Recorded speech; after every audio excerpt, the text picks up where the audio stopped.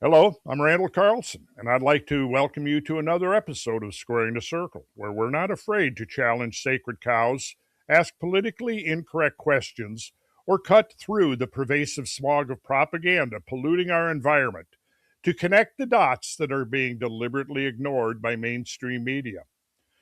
Now, as many of you know, I am a promoter of uh, free market capitalism, small businesses, the spirit of the entrepreneurial spirit. And so I like to talk and have conversations with anyone who fits that category. And I have a guest tonight that I recently met a few months ago at a conference. And we just seemed to make a good connection right at our very first conversation. And I found out that this gentleman has some very interesting products that he's been working with and developing. So I asked him if he would be willing to come on the podcast and talk about uh, his business, his project that he's engaged in, and he very graciously agreed. So, on that note, I'd like to welcome, but first of all, I'm going to issue a caveat here. I'm not going to attempt to pronounce his last name, but his first name is Tony. That's very easy to remember. So, I'm going to say, hello, Tony. You're out there somewhere in the ethers. Could you just bring it in? And there you are. Yes. Yeah, And the last name is not easy for people to pronounce. Mikalauskis. It's a pretty long Mick, one. I can get that now. Yep, Mikalauskis. yep. Okay, when you told me earlier what it was, I didn't hear the audio so clear as I'm hearing it now. So Mikalauskis. Yep. Just how it looks. Okay, Mikalauskis. Well, listen, hey, Mikalauskis, where do you hail from? What language is that? Eastern European? Is That that it's actually Lithuanian. Yeah. So yeah, a Lithuanian? lot of people think it's Greek. I get that Okay. all the time, and sometimes people get excited, like, "Oh, you're Greek?" No, based on your excitement, I Just kind of wish I was now, but no, it's just Lithuanian. So just a lowly there Lithuanian. you go. Now, Mike, are we cool with Lithuanians, or are they're not in the list of people we don't want to talk to? We're cool with. Okay, all right, That's good. I won't get cut off. okay. Anyways, yeah, we met at the in Sedona, Arizona, at a conference, the ancient Yeah, with Robert Dakota's conference, yeah, the ancient civilization one. Quest for Ancient Quest there. Civilizations. Yeah. Yeah, and that was great. Boy, that was Hmm. a lot of fun. And Hmm. he's got another one coming up uh, in October in Really? Austin, Texas. Yeah, I did are not you know gonna? that. Yeah, Austin. That might be a good one. Absolutely. Are you at that one? I'm gonna. Yeah, I've been sitting on the fence for a while trying to figure out my schedule, and actually, I think that was him that just called me a minute ago to confirm, and I'm pretty sure that yeah, I'm gonna. I looked at the details and everything looked okay as far as I could tell. It just, the calendar I've gotten so loaded, my calendar's gotten so packed with stuff over the last year that I'm still trying to sort out this new dimension of activity. I'm not just sitting in my easy chair, relaxing, doing research, reading and writing a book or something. There's like 100 things coming at once, which is fun. It is. It's a Hmm. lot of fun. But yeah, so we met at the Quest for Ancient Civilizations in Sedona, Arizona. Which have you spent much time in Sedona? I That was my third time there, and every show that I've done there has been at that exact location. So I was familiar with the location and everything. So I mean, Sedona's a amazing spiritual place. It really is. Well, it is, and I've told you I had an experience there that was left me Unforgettable. pretty unforgettable. Yeah, Hmm. so we won't talk about that tonight, but well, I don't know, maybe we could, I I was guess, going to but say we could. I think that's a pretty interesting topic and conversation. well, yeah, no kidding. Yeah, I mean, yeah, I saw that was almost as impressive as meeting you there at the Almost. That's usually the almost. highlight of people's day is, So is when yeah, they meet I the was toothpaste guy.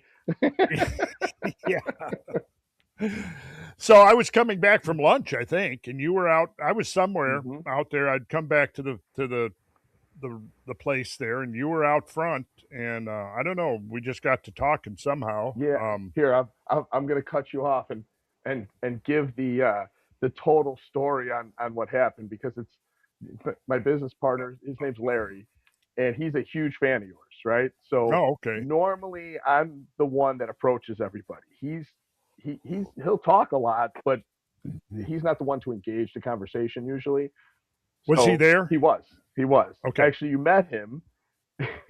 So the Okay. very first day he went over to you and he gave you one of our kits, and Okay. you took it and everything. And so here I'm coaching him. He's like about 15 years older than me, and I'm coaching him. I said, well, now did you get his contact information? Did you talk to him? No, I just gave him our stuff. I said, "Oh, okay, well then tomorrow you need to follow up with him and talk to him and see how he liked it." So then he approached you again on Saturday.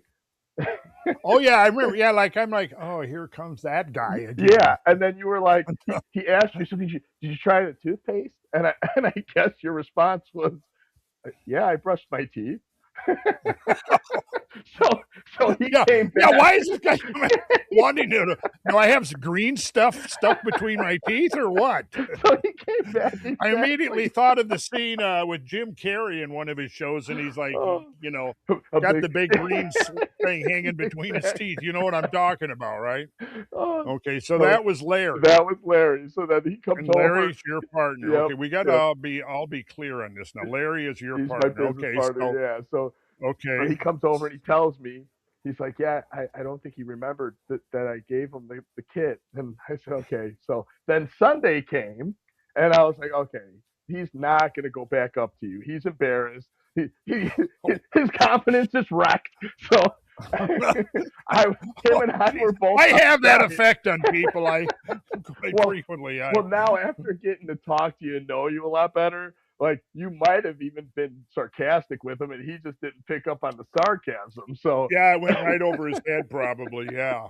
but then I saw you at lunch. I was standing outside, and you were passing by, and I stopped you, and he was like, I don't know, maybe 5 6 feet away, so he heard the conversation, and so I asked you, did you get to try the toothpaste that we gave you the other day? And so I was a lot more specific than he was, I'm sure, and you say, yeah, actually, you know what, I brushed my teeth every day since I got it. So kind of knew your Oh, sarcasm at that point, and then we started talking because about I your had just show and gotten it everything. the day before, Yeah, right? exactly, Okay. Yeah. So exactly. So yeah, and then he heard it, and I said, I think Randall might think I was the one that gave him the toothpaste. He goes, yeah, I heard that. So yeah, okay. it was to know the behind the scenes story on that, how that transpired, is a little bit. And if he was in town, I would have tried to have him on here with us, but he's out of Oh, town, so okay. I think he's on a plane right now. But at some point, I'm sure you'll bump into him again.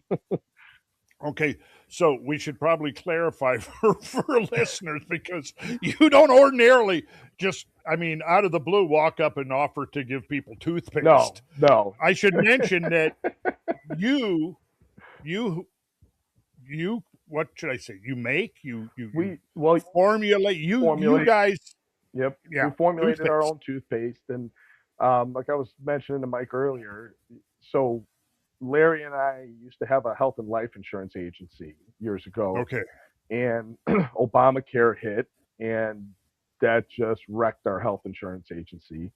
We stuck around for a little while. It was a great time. We did really well, but we knew we had to pivot and do something else. I was debating getting back into the fitness nutrition industry because that's what I had done for many years prior. And he had a dental insurance product and still has one, but we started kind of brainstorming and talking about what's out there for oral health and wellness. And then it was kind of a eureka moment that, yeah, there's not really a lot besides the normal brush your teeth and floss, and that was it. And but people still get cavities. And I used to get that all the time when I was a trainer. I used to always get the question, I brush my teeth 2, 3 times a day. How come I'm still getting cavities? So we started kind of deep diving into it because the original thought that we had was we would put together these kits of basically convenience, which would have toothpaste, rinse, floss, and a brush, right? And we were going to try to market it to dental insurance companies. So if we could get Delta Dental or a huge insurance company to distribute it for us, that'd be massive. And we were just going to use the typical mainstream toothpaste, right? Then we started researching deeper and deeper and deeper, and started seeing the dangers of fluoride. And fluoride's the number one ingredient in rat poison, and it's considered in many ways a neurotoxin. And but so then we decided, okay, well, let's look at a different route and kind of go with maybe our own brand and formulate our own toothpaste. So that's what we ended up doing. We did start to try to market it to some dental insurance companies. They actually got behind it for a very short minute. The problem they had was if you didn't have fluoride in the toothpaste, they couldn't run with it because the ADA would be against it, and they were not going to go up against the ADA. So Okay. that was the big thing, and the big problem was we didn't have fluoride. Mm-hmm. So that's kind of how we started the company. Really, it started a convenience factor that turned into a huge, health and wellness aspect because it's a complete brushing system now. So toothpaste is obviously that's our center product because that's what everything's built around. It's an all natural blended toothpaste, no toxins, no fluoride, nothing like that. The antibacterial agent that we use is silver. I don't get too deep into silver on the podcast too often, just the very basics of it. I did end up writing a book on silver and Mouthgate, which is it kind of explains our whole system, why we do it, the history of silver, of fluoride, of everything, and they got banned from Amazon. So because of the talk about silver. So they tend to. I was telling Mike that they tend to frown on that. So when he was talking about like bonus footage and everything, I said I'd love to do it because then I can get into the deep dive on silver and the benefits of it and everything. Because for YouTube I got to keep it G rated. But fluoride is usually what I go into because that's a huge question that I get is when we're at those trade shows and expos, some of them are easier than others, because like the one that I met you at, most of the people there, they know the dangers of fluoride already. So I don't have to explain to them, Right. But right. At some of them, I got to get into the deep dive because the question that I always will get is, well, if it's so bad, why is it in our water? Why is it in our toothpaste and everything? So then I'm like, well, that's a deep rabbit hole. So you know, Sure. so the original reason that fluoride, because everybody knows that they put fluoride in our water, they put fluoride in our toothpaste because they're so concerned about our oral health, right? And I'm sure a lot of your listeners realize that it's probably not the reason. You know what I mean? Mm-hmm. Mm-hmm. So if you go back to the arms race, right, when the war was going on, and the entire world was trying to make the atomic bomb. So it wasn't just the U.S. It wasn't just the U.S. and Russia. Everybody was racing. That's why it was the arms race, because everybody was trying to make nuclear weapons, right? So in December of 1942, scientists proved that it was actually scientifically possible to make a nuclear weapon. Okay. Mm-hmm. So that was, I think, December 2nd, 1942. So you fast forward a few years to 1945. And in January of 1945, that was when they they did the first scientific study for fluoride.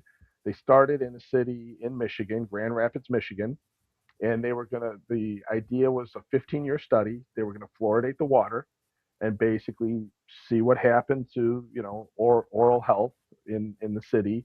The control city was another city not too far, just a few miles down the road, Muskegon, Michigan. That was going to be the control city. Muskegon did not fluoridate their water. Grand Rapids did fluoridate their water. And then you fast forward, that was January of 1945. Okay, so they're going to start So, this huge study. before this, there are no Nope, fluoride. There's no no fluoride in fluoride the in. water, no fluoride in Okay, toothpaste, all right, nothing. Exactly. okay, yeah, And okay. so then you fast forward, that was January 1945. You fast forward just a few months later, July of 1945.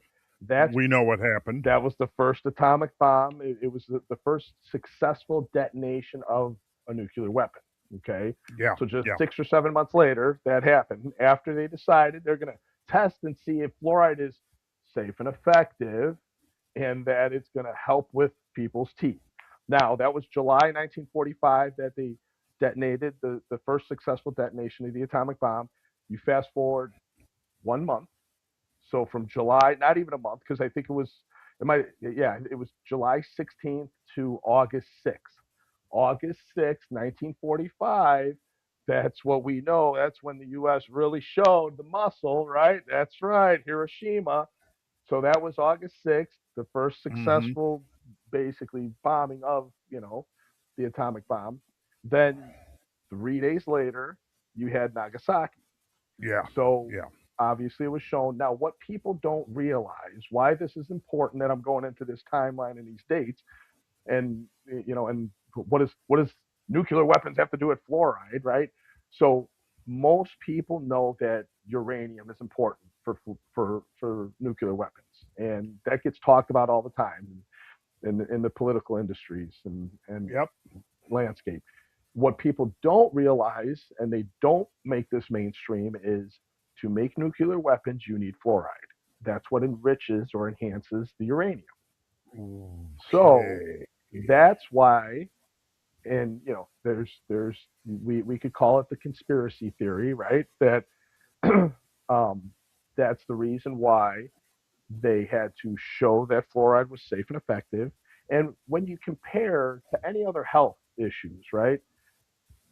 What other health related medication is there that we don't have a choice with? So, fluoride, whether you like it or not, it's in your water, right? The Hmm. large majority of municipalities have it in their water. A few have started to step back from it, but the large majority still have it in their water. So nobody was given a choice on if they wanted their water fluoridated or not, because all the other countries pulled back and stopped from making nuclear weapons. And most people don't talk about it. Most mainstream media doesn't talk about it, because the reason they stopped was the damage that fluoride was doing to the manufacturers and the employees and the people that were working in those factories. So the the the skyrocket of percentage of different cancers, of different issues with bone fractures, everything, weakening of the bones, their immune system, neurological issues, so on and so forth. So most and I two countries came to the U.S. to try to see how we were able to manufacture it safely. Well, we weren't. if, To manufacture fluoride Yeah, safely. we weren't. Okay. So where fluoride comes from is when you see those big, huge smokestacks. You drive down some of the highways and you see these smokestacks billowing out all this smoke. What collects on the walls of those smokestacks is fluoride, and they put these scrubbers on there to take it all off. And then instead of paying exuberant amounts of money to dispose of the toxic waste, they sell it back to the municipalities to dump it into our water system, and obviously use it in the toothpaste. So now, can fluoride act as an antibacterial agent in toothpaste? It can. There are Hmm. um, I don't like to use the word benefit, because it is a neurotoxin, and it has been proven to be a neurotoxin. I'll even get into that, the scientists that found it and whatnot. But the debate that dentists have with me is when their patients switch from fluoridated toothpaste to an all natural toothpaste, they get more cavities. And statistically, that's true. Now, that's what does separate our toothpaste from the large majority of other all natural toothpaste. Because right now, the trend is hydroxyapatite. So we get that all the time. Like, yeah, I'm using hydroxyapatite. And a big amount of the toothpaste that use hydroxyapatite are more natural blends. But the problem is hydroxyapatite is not an antibacterial agent either. So statistically, people that switch to an all natural toothpaste get cavities, more cavities, because most of those all natural toothpaste don't use that antibacterial agent. So that's why we use the silver. That's what we use as our antibacterial agent. So this way, there you don't have that issue. And you've used toothpaste, so it's not like there's a problem with our toothpaste, right? So it what it does is it helps keep your breath fresher throughout the day. And there's a lot of science that goes behind it. um, I get into the science a lot in my book. So in Silver Foundation, that's where I really dig into the science of it. That's on the website. So that's the link that you have. So Yeah, and we'll provide a link yeah, so for that'll that. take people directly to it. But I have all the sites on there, like all the scientific studies on there about it and everything. But you fast forward with the fluoride, that was 1945, right? So the testing started in Michigan. The nuclear weapons started shortly after that. The test was supposed to run for 15 years. They stopped the test at 5 years and said it works. People have less cavities in Grand Rapids, Michigan. And now, yes, that was true. But then you compare the control city of Muskegon, they had the exact same results. Some were even better results, and they didn't use fluoride. That's No kidding. that's one of the Okay. reasons a lot of people think the test the study was stopped, because they weren't getting the results that they wanted. So what they did was they stopped it, said, "Yep, it was a success. Dump it into Muskegon. Dump it in as many cities as we can go into." So I think Evanston, Illinois, was like the second or third city that they started using as a test, and they did the exact same thing. The control city that they used, they started fluoridating the water, so you can't really call it a legitimate study. And that's so then you fast forward from 1945, those tests that were stopped 10 years prior to where it was supposed to be. And then there was a Dr. Philip Sutton, and he published a paper book. I'm not sure which one it was, but it was in 1959, 1960, and it was the fluoridation errors. And he went into that study, and he showed a lot of evidence that showed the things that they omitted from the original records, the public records. Uh-huh. And then he also brought up the fact that because of better nutrition, better dental care, but like so, but improved nutrition, the dental services, everything.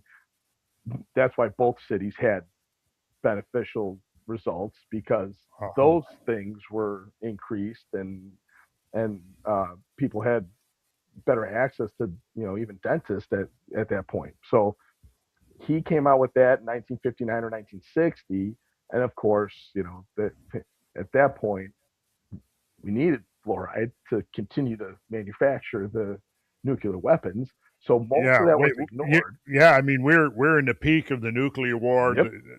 I mean, a Cold War. We're testing bombs pretty much every week, every month. Mm-hmm. Yeah. So are the Soviet Union. Yep. Primarily, I forget when France came on board and Britain, but it wasn't maybe right then, but it was not long after that. But yeah, so right up until the 80s, there was a lot of above ground nuclear tests going Mm-hmm. on. Yep. Then they switched, that got, well, that got stopped with the limited test ban treaty in 1963. The US and the Soviets stopped, but China, the Europeans, Korea. France, Britain, Korea. Yeah. Mm-hmm. So that's an interesting timeline there. And I absolutely had never thought that I'd be making that connection between, the onset of the arms race and nuclear weapons testing To toothpaste. and toothpaste. I mean, Exactly. That's why when but people ask me at the shows, I'm like, well, that's a really deep rabbit hole with a lot of different timelines, a lot of dates listen, I love the involved, deep rabbit holes, so but see, I'm like, okay, I'm sure we can make an interesting conversation for oh, absolutely. about toothpaste. Absolutely. we That's can, that's why remember I but told you nobody believes me that when they're like toothpaste, what you're gonna talk about tooth Billy Carson was the same way. He's like, you you want me to talk to you about toothpaste? I'm like, it's not what you think, Billy, okay? there's a little more to this story Exactly. here. There's a lot The, more. the devil is in the details Yes, here. exactly. Um, And then, think about this. If you had some sort of, we'll call it a fluoride injury of some sort, right? So if you were able to prove that you contracted some sort of disease from fluoride and you went to court and you tried to sue the company, the main defense is, Your Honor, it's in our water and it's in our toothpaste. Do you really think that it's bad for us? And for decades, that was the argument. And for decades, it got dismissed. So, mm, and in 1982, there was a doctor, Dr. Phyllis Mullinex. She ended up, she worked at John Hopkins and went through Harvard Medical School. She ended up working for Forsyth Dental Center in Boston. And I think she was hired in 1982. Forsyth had basically Harvard, that's in conjunction with Harvard. Okay. mhm, mhm. So 1982, she started working there. She was a toxicologist. Okay. 1983, Forsyth Dental created a department of toxicology, and her department, the main thing she was supposed to do, or the task that she was given, which at the time she wasn't happy about, but you also have to think 1982, right? How many females do you think had a position like that back in 1982? Not a lot. So she Mhm. was invited to like presidential balls. So this is a woman that she was renowned, respected, everybody loved her. When she was given the task of it, they created this toxicology department basically so she could study the environmental impact and toxicity of basically dentistry, dental substances, fluoride, mercury, things of that nature. She wasn't happy because her whole thing was fluoride has got to be tested how many times over these years? We've had it at 1982. We're talking 40 years pretty much now. It's Mhm. been in our water. It's been in our toothpaste. It's all over the place. So her whole thing was this is ridiculous. I don't want to have anything to do with this. So she started obviously testing it, and they weren't too happy with her findings. So the we'll say the conspiracy aspect was that she was let go because of her findings. When you read some of the things that she says, she wasn't necessarily let go as much as she was given no tasks anymore. She wasn't really allowed to Ah, do anything. So she showed up to work and was just in work. So because in 1995, she published one of her studies because the further and further she studied it, she realized that it's a neurotoxin, and she even went as deep into some of the studies to show proof as to what fluoride would do during pregnancy to the mhm, not born child yet. And mhm, the fluoride, mhm. I think it's Fluoride Action Network or Fluoride Alert Network. They have all of these studies on there. So now it's becoming a lot more known the dangers of it. But she was demonized after she came out with those studies because her whole thing was the neural aspects and damage that it did to rats and some of the testing. She was like, this not only needs to be studied more, like this is almost like an emergency. Like this is like dangerous substance. So Fluoride, like I said, is the number one ingredient in rat poison. So that's why they have to dilute it down. So 1 gram of fluoride can unalive a full grown human being. So that's why they have to dilute it. I think it's, if I'm not mistaken, I think it's 0.00001% is how much they have to dilute it down to. And so, some of the other debate stuff that I get from different mainstream dentists is, well, a little bit is okay. First of all, a little bit of rat poison on my toothbrush for me is not okay, even a little bit. Okay. Second of all, my big comeback is, well, how much fluoride did you have today? If it's in our toothpaste, if it's in our water, here's the other thing: if you have waterproof clothing, right? So you have the rain jackets, the water pours down on it. Those are PFASs, which is a form of fluoride. Non-stick cookware, same thing. So these are all things that I end up getting into when I start doing the podcast and talking to people. I start getting into these things because they end up asking me if there's 2 or 3 things that you could suggest to people that they could buy or get or change. And the stuff that I suggest is free. Like, drink clean water. Mm-hmm. You know what I mean? So, okay, so it might cost $1 to buy a gallon of distilled water, but there's no impurities in it. The fluoride's out. There's no impurities. There's so many different toxins in our tap water nowadays. And then, so get rid of fluoride as much as you can from your toothpaste, from your water, the cookware that you use, the clothing that we wear. So, because you can kind of get inundated with, and the scare factor with, our food industry and whatnot, and the things, that's a whole nother rabbit hole. But but keep it simple. Use toothpaste that doesn't have poison. Drink water that's not poison, and the little things we could change, right? So that's our center product is the toothpaste. We've expanded. Did I send you the deodorant? Yes. Okay, yeah, because Yes. deodorant is another big one. Is I like actually I make the deodorant. Um, so I, I formulated it and made it, and I make it and everything. But it's 6 ingredients. There's no aluminum, no parabens, no nothing in there. And Oh. I actually had a friend today message me. She has a son who had eczema since he was born, and he's 9 now. And so she sent pictures, and he has no rashes, he has no problems, he has no issues. And so I asked her, "What did you do?" And she said, um, she went to a naturopath and they did a lymphatic massage. So they started getting his lymphatic system going.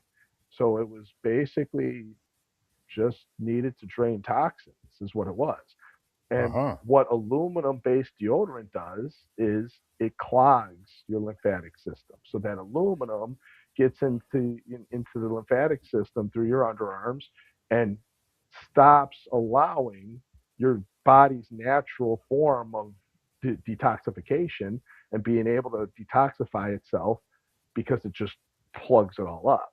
So that's why the deodorant was a big addition, because it's a huge health and wellness product and a huge health and wellness issue with individuals, because they don't realize the damage that these toxins, the heavy metals, and all this stuff does when it's built up into our body, and there's no way to filter it out. And the lymphatic system's already difficult because there's no pump. So our body doesn't have a natural pump that pushes it. So sweat is the biggest factor. So when you use like aluminum based deodorants, well, the whole idea is antiperspirant, right? So it tries to stop the sweat. I use magnesium and baking soda in mine, so that way that helps with some of the sweating, but it does allow you to sweat. That just kind of helps soak it up, so to speak.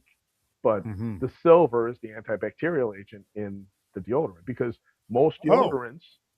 Have you ever used a natural deodorant, Randall? Yes, but I usually don't. I mean, my wife doesn't complain too much. Well, if I she's can not always complaining, tell that's the best part. if Then, she's like backing off, like okay, like that. Then I know. But but yeah, most well, most people. you'll smell like a foot at the end of the day with most natural deodorants. But Okay. that's why when we have ours at the shows and everything, we tell people we drive all over, right? So we drive to California. It's 31 hours for me to drive to California. So unfortunately, I can tell you how long my deodorant lasts. Uh-huh. But yeah, so you could go a day and a half, 2 days, and still not quite smell like a foot with the deodorant. But yeah, we've tried to branch off into some other products and everything. But um, a big part of why I wanted to, when we were talking about your show, I was like, your audience has to be into the same things that I'm into, and talking to you even, like when we start talking about all this different stuff. So I went and got There we this. go. See, that's our pretty bag. Yeah. That's the VIPs right there. Yeah. Yeah. So what we'll do is I'll open it up and we'll pull the stuff out. I brought some water here and there will be a toothbrush in here. So I will just go ahead and start brushing my teeth. You Then would when I'm done definitely be the first one. after I'm done brushing my teeth, then I'll put some deodorant on. It's like, Tony, it all works. See, now I got to get your address, Mike. I got to send you some out so you can try it. So, talking about the deodorant and aluminum free and paraben free, toxin free, everything. That was in one of the kits that we gave you, I Mm-hmm. believe, was the deodorant, the soap. The soap is the same thing. Soap has the silver in it as well, and I think ours, the one that we gave you, had the manual brush. So that came with the toothpaste, the brush, the rinse, the floss, and then I added the deodorant and soap for you because that's more of a new. Those are more newer products that we added to the Mm-hmm. line more recently. So Yeah, a little confused at the beginning because I was brushing my teeth with the deodorant, but then I figured it out by the second week. the second So week, I kept going. I I was was like, almost, "Hey, I was almost out man, of this is deodorant really from my good." teeth. I was like, "This is different. This is, Julie, this is kind of unusual. It does have a different type of feel. I've never had toothpaste like this before." Um, it's a little thick, but that's okay. no, actually, that didn't happen. No, I kind of assumed. I don't want to mislead anyone. I Um, kind of assumed. However, I did do a podcast with Roderick Martin. He's on Forbidden Knowledge, and he brought up. He said, "So can I use the deodorant anywhere? Is it like one of those anywhere deodorants?" oh, And I oh, laughed. I said, one of those deodorants. Yeah. actually, you could because there's no toxins in it. It's got an antibacterial agent in it, so actually, it would be really beneficial anywhere. Okay. Well, I'm glad that gives me a green light for some things I've been thinking about. Absolutely, absolutely. Yeah, because I mean, I tried the toothpaste in a few other places, but that didn't quite cut the mustard. So, That's not an yeah, anywhere product. That's not an anywhere product. okay. Hey, have you guys thought about branching out? We won't go there. Well, I Uh, was gonna do shampoo, but then I was like, you know what? I can't test it myself, so I'm just gonna not do a shampoo thing. yeah. Okay. Well, I did tell you before the show that I was going to be glad to loan you some of my hair. I think I might take you on that up on that offer. That donation would be probably highly appreciated. Well, for all my other flaws, which are somewhat legion, I did get blessed with a luxuriant head of I hair. was gonna say, with a good head of hair, a Spartan head of hair there. So, at my age, hey, it's something I got to flaunt, because I Absolutely, have lots of absolutely. friends And with no hair. and for me, the unfortunate thing, I was in the like I said, the fitness and nutrition industry for a long time, and for actually not that long ago, I was helping a buddy of mine who owns a chain of gyms. I was helping him, and long hair is by far the popular thing. And I didn't realize how popular it was. Like, because most of the kids that we hire, they're kids, they're 18, 19, 20 years old, and some of their friends walk in, and every boy that walked in had long hair and it was curly, all of them, or at least almost all of them, the large majority. So I asked one of the girls that worked with us. I said, I don't understand. Does every kid in this area have curly hair? I don't understand it. And she said, they all get perms. And I said, stop. They do not get perms. They're 19 years old, 18 years old. Some of them are even younger. I was like, stop. They do not get perms. She said, no, I'm serious. They do. I was like, the things that I'm learning from the youth now. Somehow I've managed to get over 7 decades, and I've never had Never had a perm, right? Yep. See, when I did have hair at one point, perm was never in the cards. It was Yeah, not. perms, waxing. Yeah, none of that stuff was ever in the cards for me. It was never. Yeah. Well, I have yet to have my first waxing. But, See, you were raised in the Midwest. It's kind of yeah. Listen, we were farm boys. There you go. Exactly. We didn't get waxed. That's like we have we have a whitening kit so you can whiten your teeth, and I unfortunately get the question fairly frequent about like, so does it work? Do you use it? I That's the one product I don't use. And then they ask me why. I'm like, I don't know. For the same reason I probably don't wax. I don't know. I just it's just for me. It's just weird. I don't know. Well, have you tried now? I know they have like serums and things, but have you tried like massaging in toothpaste into No, your I haven't tried the massaging of the toothpaste in, but who knows? Right. I mean, who knows? What I if mean, I said, hey, let's do a follow-up yeah, podcast. and You we'll come see how back I in look 2 months with the and head. you've got this curly head of hair. The marketing structure of our toothpaste would definitely have to change. It would definitely have to change. It's funny because we do so many different expos, and we do expos like when we started. Well, we were like a bootstrap company. So when we started, it was like I said, my business partner and I, and put everything we had into ingredients and product and whatnot. So we started at farmers markets and county fairs and everything. And let me tell you that those were some really rough times and some really Sure. a lot of work in outdoors for very little result back then.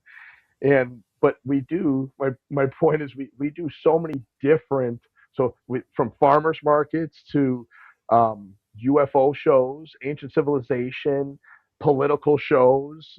We do about almost any type of show that you could think of. And we did the Bitcoin conference. So that's the bag that you have. That's what it is. It's because we did the Bitcoin conference. And it's funny because one of our best marketing tools is just the fact that we're toothpaste, because at any of those shows, we did Psychon, which is the psychedelic, primarily psilocybin, a few years back in Denver, in Colorado. And same thing there as in Bitcoin, as in the ancient civilization ones. We get a lot of people, what does toothpaste have to do with the ancient civilization? What does toothpaste have to do with Bitcoin, right? And so that's what we typically get is that question. And usually, and which is why doing podcasts like yours, because your viewers and the people that watch your show, they're way more in tune with the truth. They're way more in tune with the truth and reality and things of that nature, which you kind of have to be to know about fluoride, the dangers of fluoride, know the benefits of some of the other ingredients that we use, and with silver and whatnot. So all of those shows that we do, whether it's the UFO. We did the Super Soldier Program show. We do all kinds of cool shows, and but all of those shows, and my business partner and I have talked about, like, because I would love to start a podcast, and the podcast that I would do would bring all of those together, because Mm-hmm. it's like I call them separate buckets, right? So you got like a health and wellness bucket, and then you got kind of like your UFO and ancient Mm-hmm. civilization. I kind of put that kind of stuff into one bucket, and then you have your political bucket. And when I say political, I mean more the political aspect of people that same thing. They know the dangers of fluoride. They know how politics has twisted things Mm-hmm. and Mm-hmm. twisted their own story to make things fit for us, and so on and so forth. But those three buckets don't typically mix with each other very much. Not that whether they agree or don't agree, but you don't see anybody who's into politics at a UFO show, right? And Billy Carson's Mm-hmm. probably not going to be speaking at the next political event, right? Same thing. I don't see you speaking at the next Republican, whatever Democrat convention, or whichever. So what I'd like to do is be able to, one, do a podcast and interview people from each one of those areas, and Mm-hmm. then do a show kind of like the one that I met you at, the Quest for Ancient Civilization, and have it where I have you know people like you and Billy Carson, and then also have like Judy Mikovich and Dr. Brian Artis, and so you kind of combine Laura Eisenhower, so you can kind of combine all these areas into one, because that's what we found. So when people say, "What do you have to do with UFOs?" Like, it doesn't.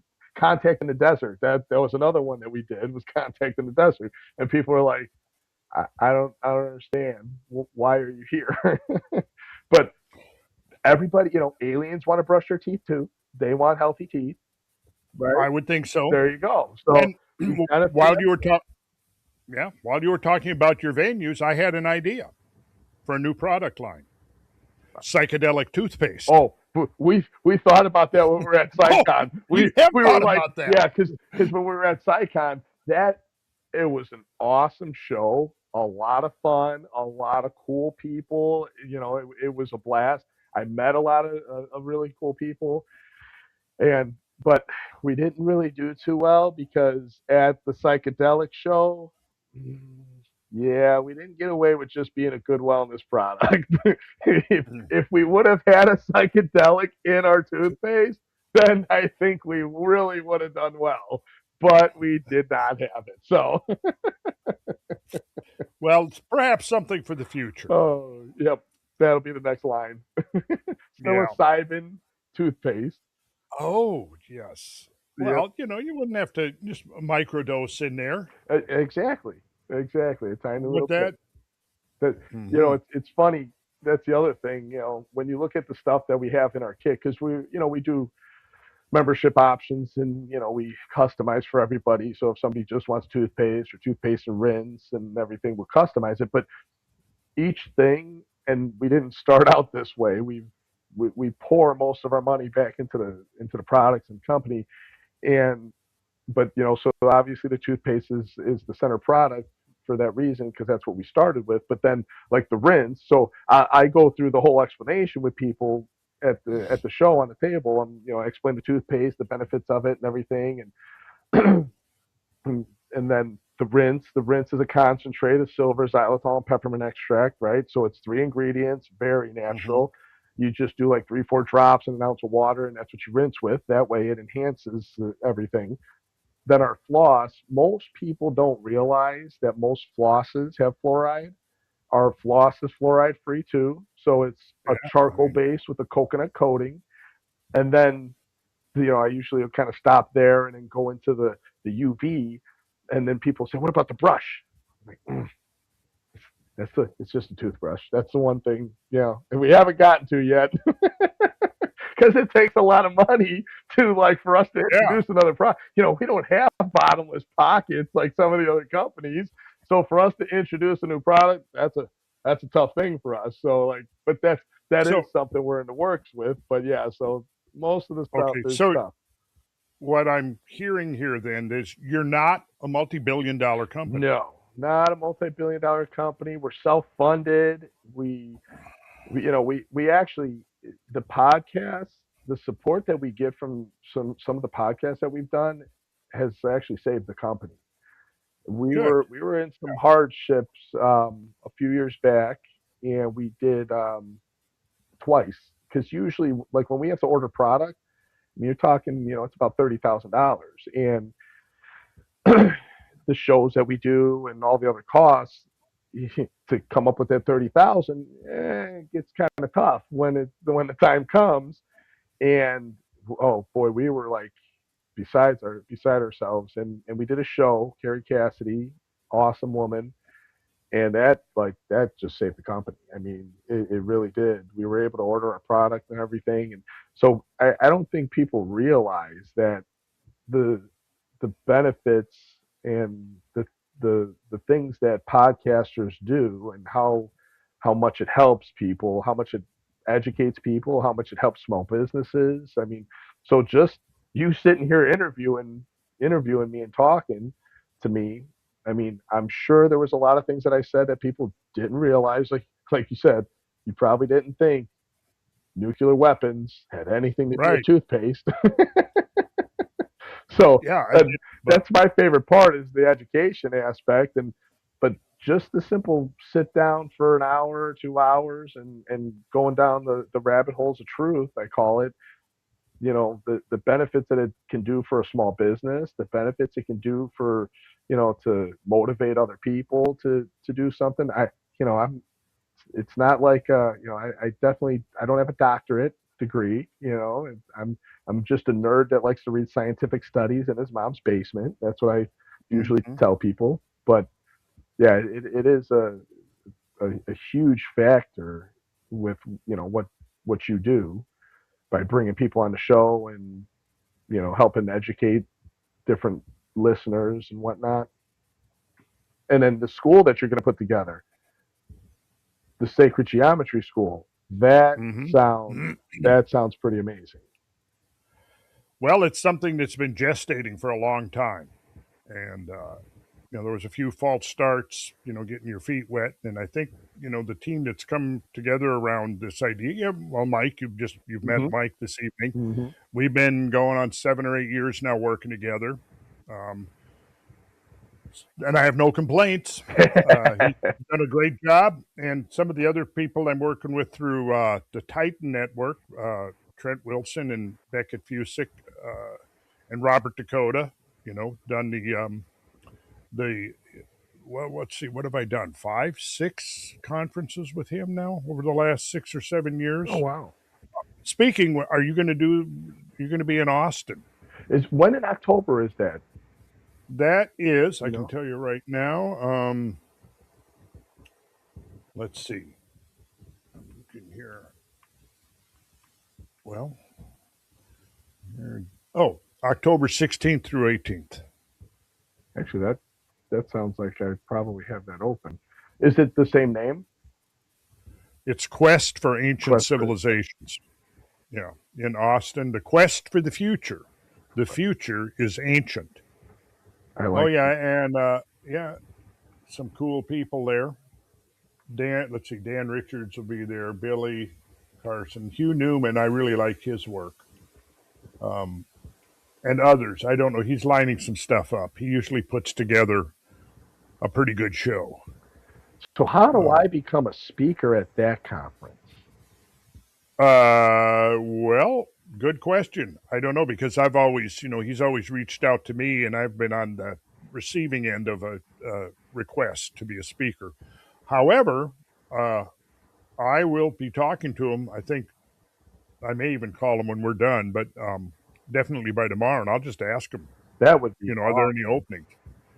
Yeah, and then now that I've heard your story, it's very interesting because, I mean, I'd never, like you said, never really thought the connection between toothpaste and nuclear weapons, but I've been very interested in the history of the arms race and the Cold Hmm. War, and all of the things that developed from, coming out of World War II, and, the tit for tat that led through the whole sequence from first to long range bombers, Mm-hmm. then more advanced delivery systems, coming up with the first the intermediate range missiles, then the changing in strategies was always interesting to me, horrifying but interesting, going from mutual assured destruction to a more targeted approach, where Mm-hmm. instead of just trying to blow up a whole city with a 10 megaton bomb, you're trying to pinpoint a target. Mm-hmm. So that's going to be probably another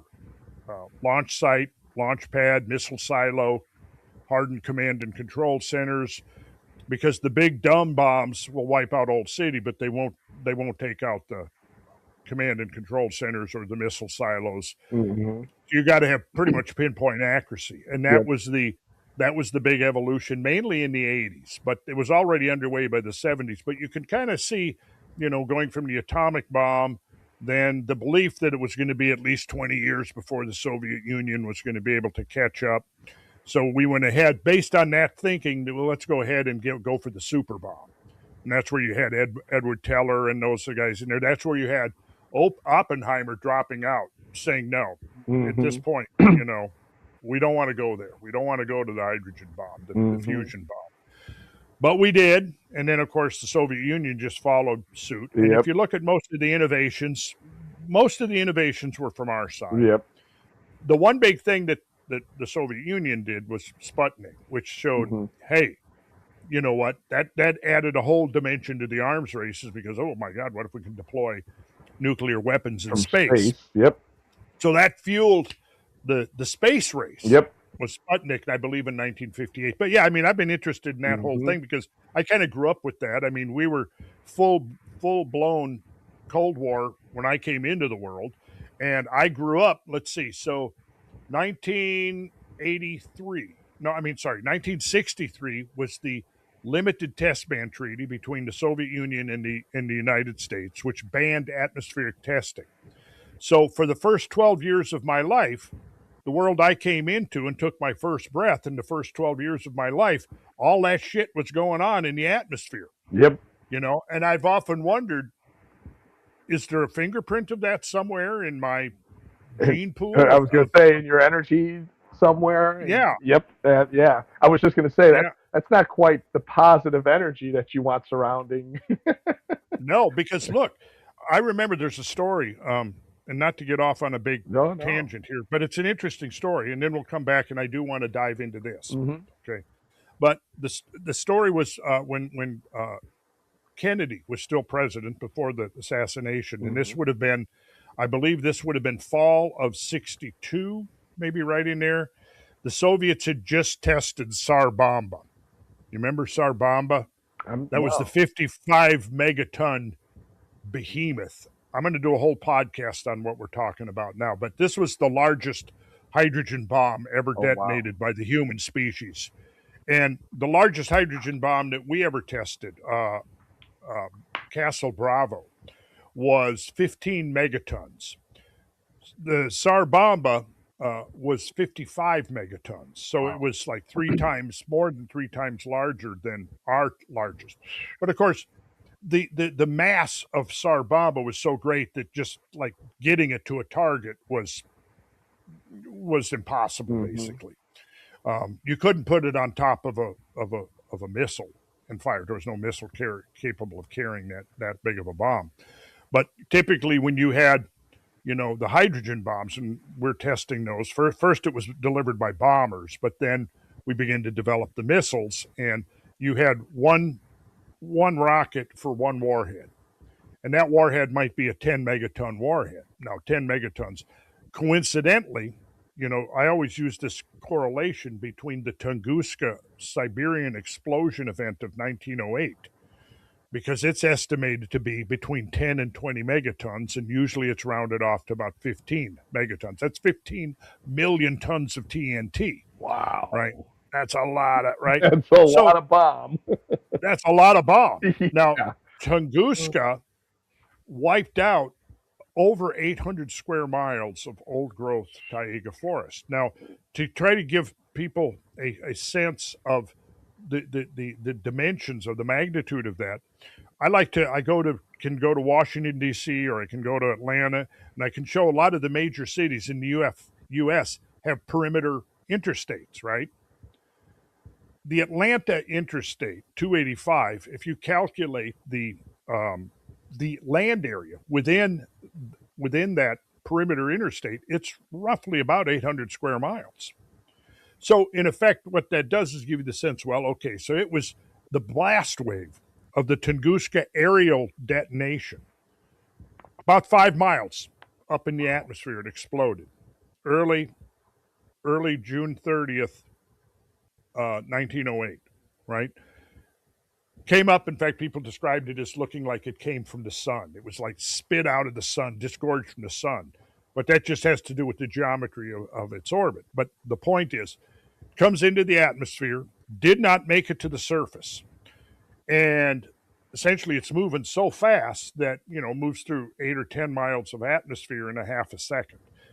What happens, atmosphere can't get out of the way, it compresses, and it almost creates like a brick wall. The object explodes in the atmosphere. See, now when the U.S. bombed, and if it hits the ground absorbs a lot of the kinetic energy that's released in the impact. Okay, if it explodes in the atmosphere, there's nothing to inhibit that pressure pulse. Right, that explosion that's gonna. Right, and that's why when they bombed Hiroshima and Nagasaki, the bombs didn't. People think a bomb and you drop it and it hits the ground and explodes. That's not what they did. It was detonated before. It was detonated in the atmosphere. Mm-hmm. So you had the greatest radius of destruction, right? Anyway, so we went from bombers dropping bombs, right, to missiles. The initial missiles had a shorter range.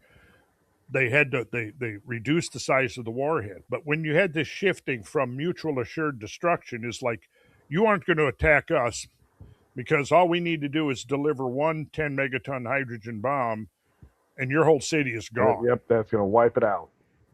Right. But so then, then the Soviet Union came, they developed their hydrogen bomb, and then the race became more not so much by throw weight, by the power of the bomb, is how that bomb is delivered to the target. That was the major shift that we see from the 50s into the 60s, because we went to ICBMs, intercontinental ballistic missiles.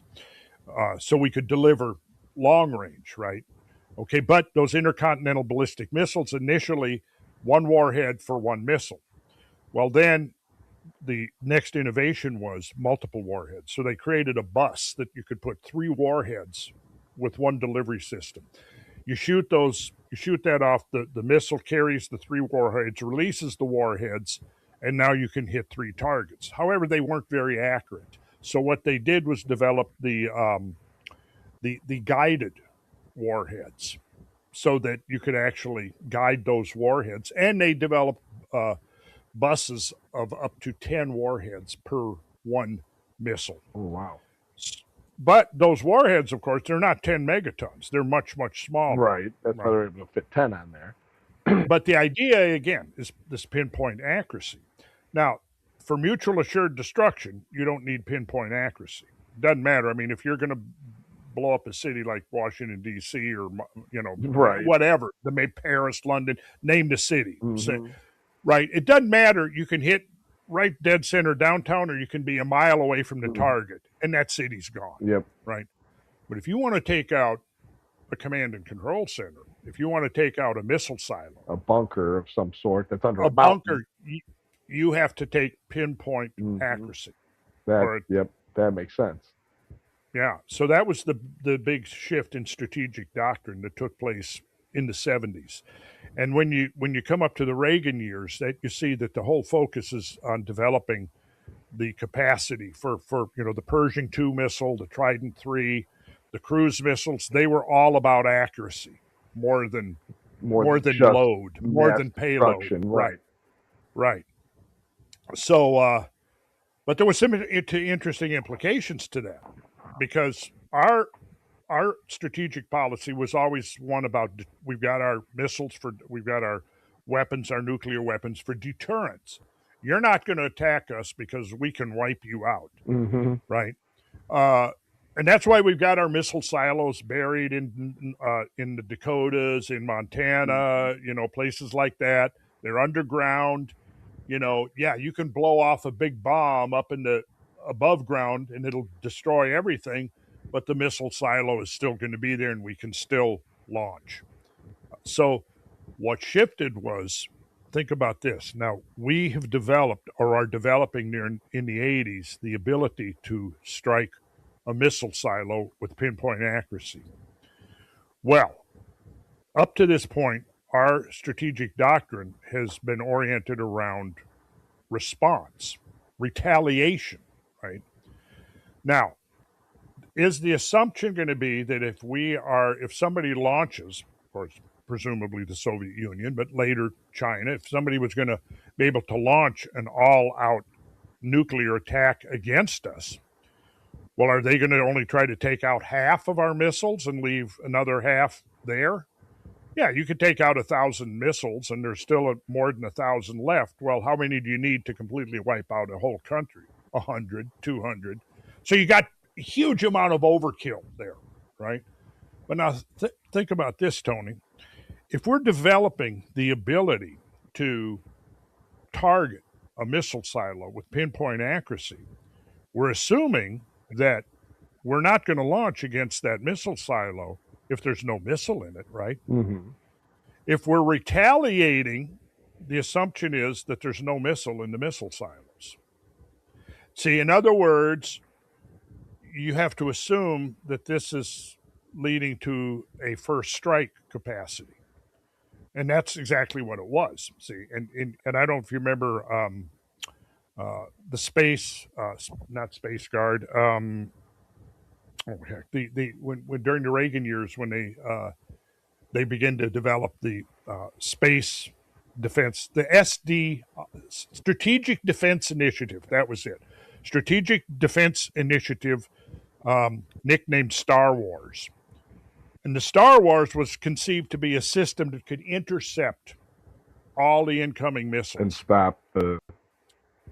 Yeah. Of course, then when more realistic scientific and engineering heads and stuff begin to take a good hard look at it, they said, nah, the best you're going to do is you might be able to take out 10 or 20% of incoming missiles. That's what I've heard. They can't get them all, and they refer to them as like the Patriot missiles or something now, right? That take out other missiles coming in. Yeah. So we had this idea that under the Reagan years of SDI, the Strategic Defense Initiative, but in the sense of being a defense against a first strike, it would have been useless. In fact, there was already beginning a multiple different ways of like preceding a first strike with decoys that would then mimic an incoming attack, causing the SDI system to go into response mode and then do whatever it did and there were various ways that it was supposed to work, like throwing things in the pathway of the incoming missiles that would cause them to explode out there, not getting to the ground. But here was the thing: if you look at it as a retaliatory strategy, it clearly didn't work, right? However, where it was considered to be feasible, and this was not a major idea that was put out there publicly, but it was nonetheless, if you were looking into and studying it, what you realized was, well, okay, where it could possibly be effective is in not a first strike, which would overwhelm it, but in a retaliatory strike. So in other words, we've now got super accurate missiles that can target command and control centers and missile silos and so on, super hardened bunkers, and we might be able to take out 85 to 90% of your retaliatory capacity. how do we deal with the 10% that you might then launch against I us? was going to say that That's means they still have 10-15% that yeah, could there we launch come. back. There now was, I think, the behind the scenes rationale for Star Wars. It was never really conceived Stop everything. as correct. Hmm. It was part of an integrated first strike capacity that we were looking to develop. Luckily, the Cold War came to an end in the early 90s, and a lot of those plans didn't come to fruition. Mm. However, we're now basically looking at a new arms race. There's a whole nother level. They've figured allocated what several $1 trillion for a nuclear upgrade over Hmm. up until the early 2030s. And my perspective on that is that, look, we may have been really lucky to survive 42 years of the Cold War and the arms race without getting our asses blown Hmm. up. We came pretty damn close Yep. in 1962 and again in 1973. A lot of people don't know about that we came very much, both the Soviet Union and the US were on high nuclear alert for several days in 1973, and it was about some kind of a conflict. Probably involved Israel and the Arabs. It was in the Middle It East. probably did. Yeah, yeah, yeah. Because there was like changing allegiances there, but I think by '73 the Soviets had lined up with pretty much the Arabs, and we had lined up with Israel. um, Israel. Hmm. Yeah, and there was a conflict, and you know, what's his name? Kissinger was involved in that and trying to Hmm. negotiate a resolution Yep. to the problem. We did. We didn't go to push the buttons. We probably were not quite as close as we were in '62, but think about what happened there. Soviet Union was trying to deploy intermediate range missiles to Cuba. Well, that was of course in response to the fact that uh, we had deployed forward based intermediate range missiles in Turkey. Mm. Which missile was it? They were shorter range. I mean, they were not intercontinental, but they were close enough that they could reach major cities in Russia. Hmm. And the hardliners in the Soviet Union put all kinds of pressure on Khrushchev, who was premier at that time. And his response then was they started building intermediate range delivery platforms in Cuba. And when they were actually bringing the missiles over, that's when the standoff occurred out in the Atlantic. And for a few days, people are more interested in this. You should watch 13 Days. There's been a really good movie about that Is that the whole name of the movie? episode. 13 Days? 13 Days, yeah. 13 Days. So they've done a really good, accurate. There's probably some changes, of course, but Right. overall, it's mostly accurate what happened over that period of time and how it was resolved. And how it was basically resolved was that through diplomacy. Kennedy told Khrushchev, and they had already established a working relationship, which was helped.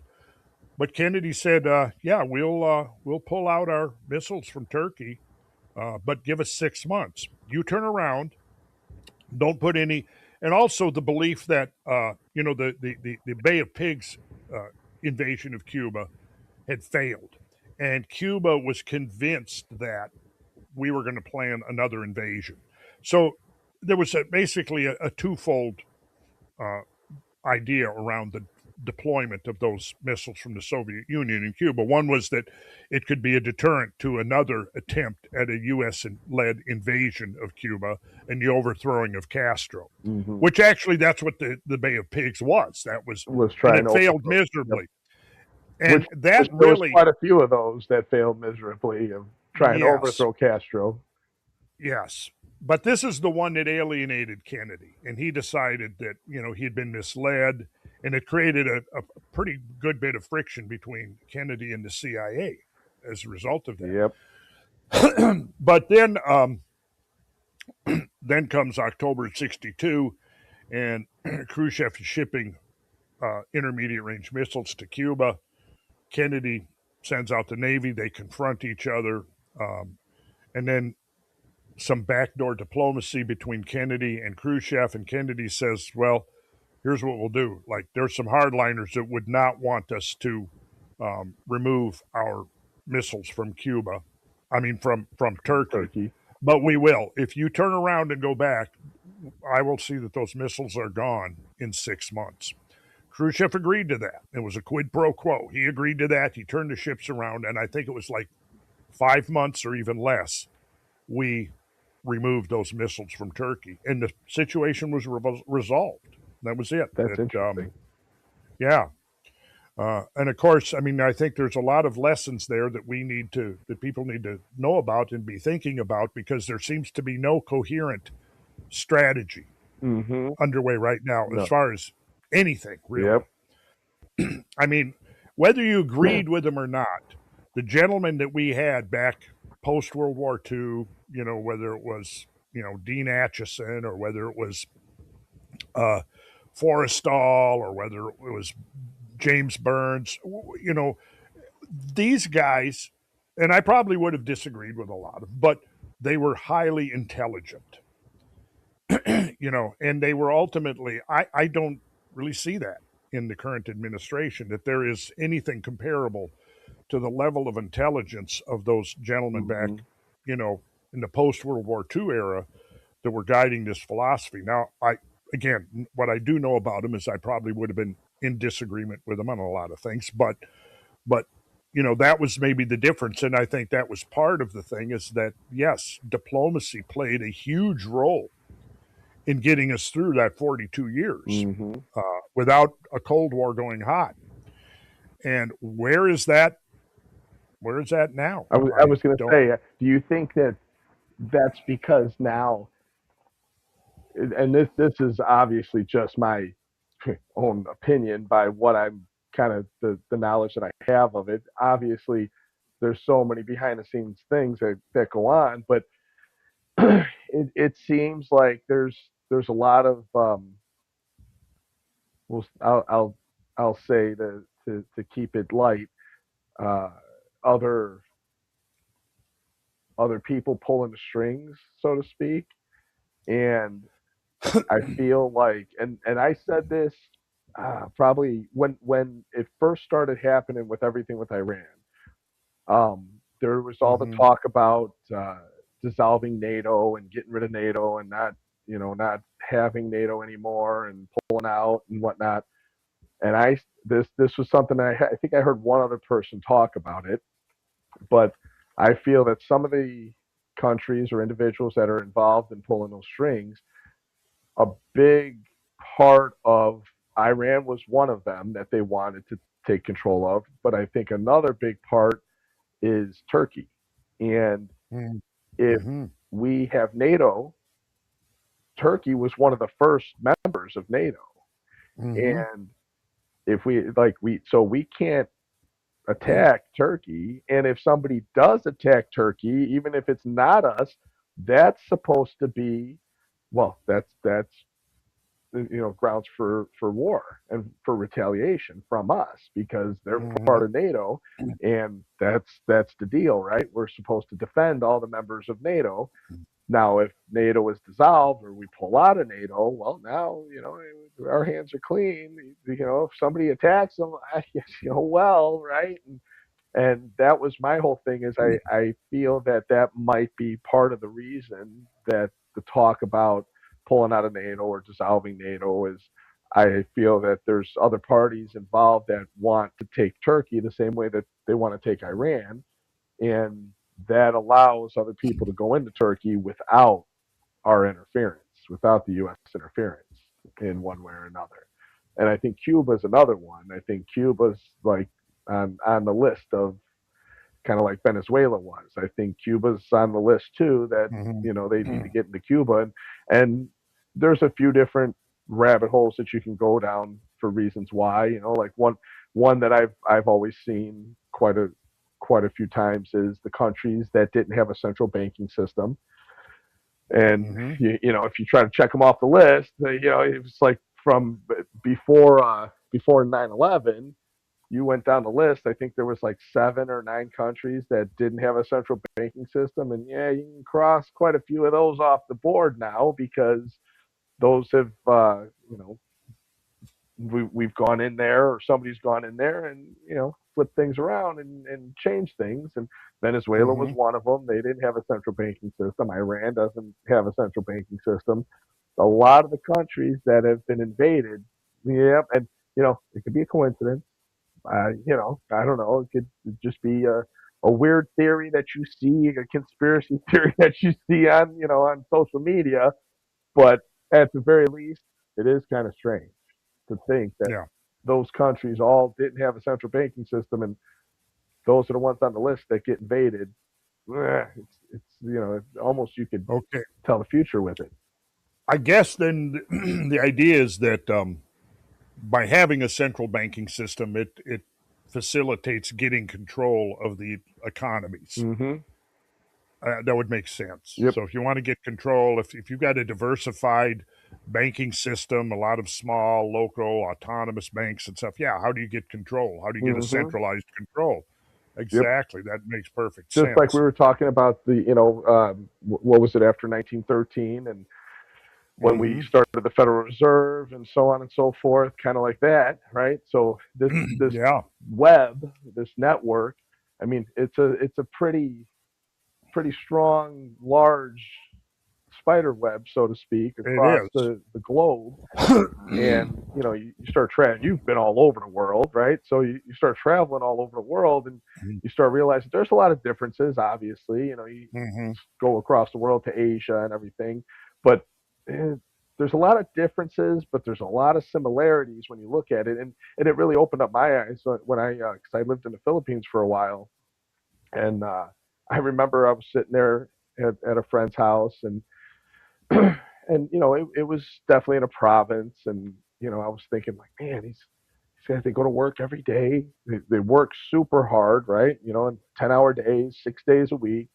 So they get up early, they go to take public transportation back, to work, 10 hours, and they take public transportation home, they eat dinner pretty much, spend 30, 45 minutes, and then go to bed and do it all over again, right? And I Mm-hmm. remember thinking to myself, like, wow, it's a tough life. And then I thought, what? It's not. It's not any different than what the typical what we have here, right? It's wake up in the morning, go to work, come home, eat dinner, watch a show or two, go to bed, right? We just Mm-hmm. have a couple cool toys with it. That's all. So we have a few cooler toys that and some sports that entertains us and everything, and that makes it okay. And over there, they have lesser toys. Is what it boils down to. They don't have as many Sure. cool toys. But it really opened up my eyes to think, wait a minute, we're not that different, because I was fortunate enough to be doing what I was doing back then, that I could travel and had a lot of freedom and autonomy. But the large majority, if you had a normal, how many hours were you working when your business was fully functional before the crash? Mm-hmm. How many hours a day were you working? I bet you were pouring in a lot of hours every day when you guys Oh, were at the full, the height of your oh building yeah. contractor days. Yeah. I mean, 10, 11-hour days were not unusual. Yep, there you go. 50, 60-hour weeks Hmm. sometimes. And Yeah. so you think about it, like that's not much different. And the banking system is the same way, right? The banking system is, they they pay their taxes. It's a very similar setup that we have, and that's across the globe and all over the world. And it's just kind of interesting how there's so many differences but a lot of similarities, and the ones that aren't as similar, well, there's people that think that they should be forced to be similar. Yeah. Hmm. And I think the Right. diplomacy aspect is, it's not that it's not there as much as I think it's more not wanted. And I think Kennedy probably is probably one of the reasons he stands out so much and has this like legendary, you know, this legend about him, because Uh huh. he did try to do those things, which to me is the right thing, right? Like, hey, look, if you take your weapons back, okay, then we'll take ours back. I think that's a fair trade, and I think. And that's That's what it was. I mean, Mm-hmm. that's what happened. Mm-hmm. But yeah, I definitely think there are forces that we don't know who are making a lot of important decisions. Mm-hmm. That was certainly less the case back in the day, Yep. because we pretty much know, you know, John Foster Dulles, Allen Dulles, like I said, a lot of the people, Eisenhower, and a lot of the military brass that came out of World War II were intimately involved in decision making and a realistic scope of the strategic environment, the Mm-hmm. geopolitical environment of the time. Um, and they weren't going to just go off and get us embroiled in a conflict. Now, that did happen. I mean, we got sucked Right. into Vietnam. That was my Mm-hmm. generation, Vietnam. Interestingly, my dad's generation was World War II, and my grandfather's generation was World War One. I was Vietnam, and you would have probably been what? Iraq, Yep. Iraq. Desert Storm. Desert Yeah, Storm. Yeah, yeah, that was kind of what I grew up with. yeah, yeah. So of course, Vietnam was different for many reasons, but one main reason was there was of course a draft, Mm-hmm. and a lot of young, pretty much at that time, it was young men, 98%. Mm-hmm. Women weren't being drafted. Now there were women, Right. yes, But in the military, right. but But it was generally fell upon the mm-hmm. male side of the Absolutely. gender spectrum, Mm-hmm. if you want to put it that way. Yep. Which made me back then think, wait a second, how is it uh, that we are not the oppressed Yeah. of the two genders? Wait a second, Right. I'm yeah, Well, that gets we're into a whole nother taboo yeah, topic, it's a right? whole nother yes. We won't go there. Yeah, we'll just leave that as a tangential comment. But yep. But the point was, you had a bunch of you know, literally millions of young men my age who were getting drafted and sent over to Vietnam. Mm-hmm. Um, and you had something else that was very different. Well, of course, and then once it got underway, you see that there was a major sea change in opinion about our involvement in Vietnam between, say, 1966 and 1968-69.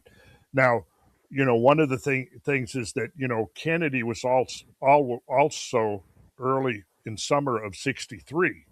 He gave, what, it may 3 months, 4 months or so before he was assassinated, he gave a speech. I forget at which college he gave a speech, but was definitely shifting his point of view. Mm. And it was likely that he would not have gone with the escalation Mm-hmm. in Vietnam. But once he was out of the way and Lyndon Johnson became president, I mean, that was one of his first orders of Yep. business, is start moving the troops, moving us over to Yep. Vietnam and escalating. Basically doubled Ni- down. yeah, yeah. Mm-hmm. And 1966, the statistics vary, but it was generally about three-quarters of the American population was behind the war effort and believed the whole, that was part of the so-called containment philosophy, where, the whole thing that was motivating it, ostensibly, as part of the propaganda uh, justification, was the containment of communism, and we had to stop Mm-hmm. communism. All right. Now, later, after the collapse of communism, it became the war on terrorism. But basically, you can take the overall strategy, remove communism, and put in Yep. terrorism, Mm-hmm. and now you've got you got a continuation Yep. of foreign and military policy. Mm-hmm. But anyways, you get a whole bunch of guys who don't necessarily want to be there. They get sent over. They do their tour of duty for a year. They come back, and they're like, okay, hey. In fact, I knew a lot of guys this way. I mean, because I turned 18 in '69, which was like one of the peak years, right? So I had in fact a low number. I was in the lottery. They picked my number came up lower than 120. So, you take all the dates throughout the course of the year from January 1st to December 31st, you put them in a big hopper, and then you start pulling them out randomly. Here's, February 23rd. Okay, so if you're February 23rd You're and this coming. has come up, you're Vietnam bound. You're going to be drafted. You're going to be sent off. It's really weird when you think of it because you're like a lot of guys, glued to the television sets, and as I was, Mm-hmm. and I got to up there to it was over 120, I think, when my date, March 26th, came up. So I would have been drafted, but and I've told this story before. I'm not going to tell it again, other than the fact that uh, I got busted by two corrupt cops and got sucked into the legal system. I got Wow. a little bit of marijuana planted on me by a plainclothes cop, and then his partner busted me. And I went to jail, and I got sucked into the legal system in 1969 in Minnesota, and I was a pending felon when I went for my physical. Wow. For marijuana. Yeah, yeah, but they wanted to know had I ever been arrested. And the answer was yes. In fact, not only was I arrested, I'm still in the legal system. Waiting the decision, basically. Yeah. And And that's I what think that stopped you from being drafted. yeah, I was undesirable. Wow. I got a 1Y, which meant suitable for military service only in times of national emergency, which at the time I think was mostly defined as an actual invasion. Of course, I Wow. wouldn't have to be. See, here's the thing. My philosophy, I wouldn't have to be drafted in the case of an actual invasion. No, you'd have to fight. Yeah, We would have to fight for our lives then. Like, we would fight for our lives, our land, our freedom, right? absolutely. Now Yeah.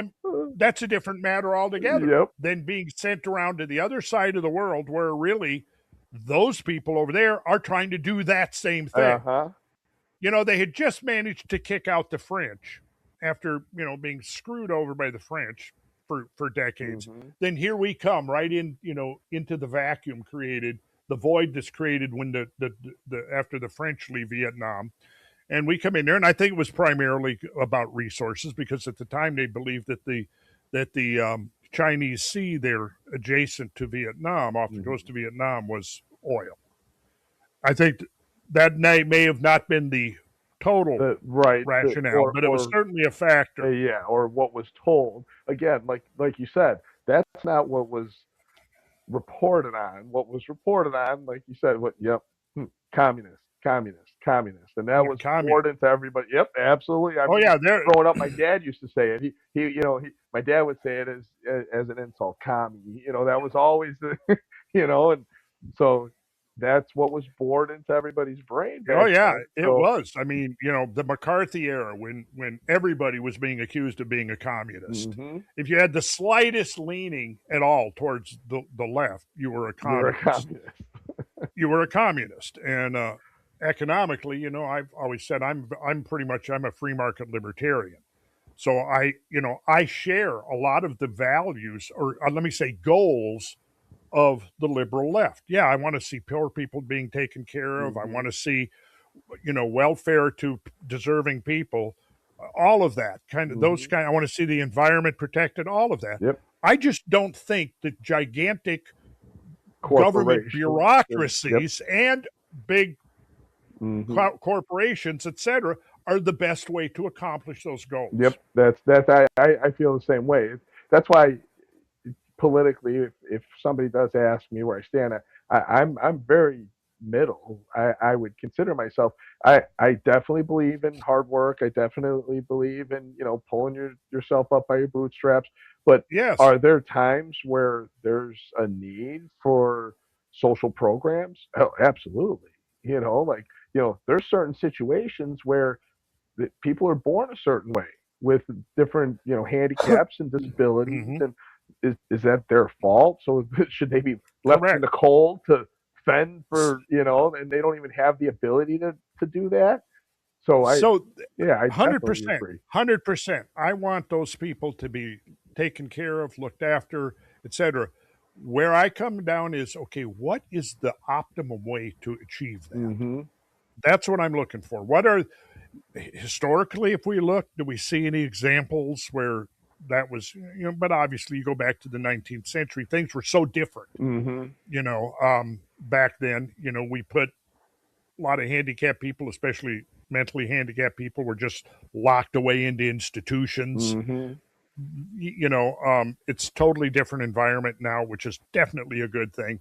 But this is a very important conversation I think that we need to have in this country. Yep. For one, I lean towards the fact that the more centralized and bureaucratically heavy these institutions become, the more difficult it is to achieve the goals. I mean, Hmm. having a small business, where I have to deal with bureaucracy, I've seen that um, myself, as it gets more and more red tape trying to deal with bureaucracy, I mean, there was a time when I could go in and perhaps get a building permit in a couple of weeks that might take me 4 or 5 or 6 months now. After it goes through all of the machinations Hmm. and a lot of it is for good stuff. But what has happened is it has gotten the idea was initially, and this principle probably applies across a lot of industries, but the idea was my dad was a carpenter house builder. His dad was a carpenter house builder. They were very much into the philosophy of doing it right, Hmm. high levels of craftsmanship. They did not, they never would have gone out and tried to sneak some substandard workmanship Hmm. into anything they did. I mean, because they took personal pride. That was part of their persona, was what they created and built, right? Hmm. Now, what you see happening though is as we come through the 70s, and particularly I think I began to notice this in the 80s and into the 90s, is you had exactly that. You had like, we're going for, the whole focus is on how much money can we make, and hey, if we use this type of material rather than this type of You material, could it's shave this much money cheaper. off, and hmm. Exactly. And what you begin to see happening is, and two, with because of the aging American housing stock, you had the rise of the home improvement contractor. Now, there was like when I was a kid, there was almost no home improvement contractors because there was so many new houses being built into post World War II economy. And but now by the time you get to the 70s and the 80s and stuff, that housing stock is aging and it's Yep. needs Needs an upgrading, upgrade. and Yep, absolutely. demographics have changed. There's a lot of things. Hmm. So the 70s really saw the rise of the home improvement industry. My brother, who's my partner, he was working with my dad, and they were still, framing houses where I had moved south and I started doing home improvements. Right. So when we finally conjoined forces in the early 80s, he had 10 years of new house building and I had 10 years of home improvement work. So we came together, and Just yeah, what I didn't know, pretty good yeah, mix. complimented. Yeah, Exactly. right, right. Uh, and so what we developed was a hybrid because in the city of Atlanta here, for example, you have the old zoning, which maybe gave you 10 feet of setback. You had 10 feet, uh, or I'm sorry, 7 feet or even 3 feet. You could build up to 3 feet from the property line, or 7 feet.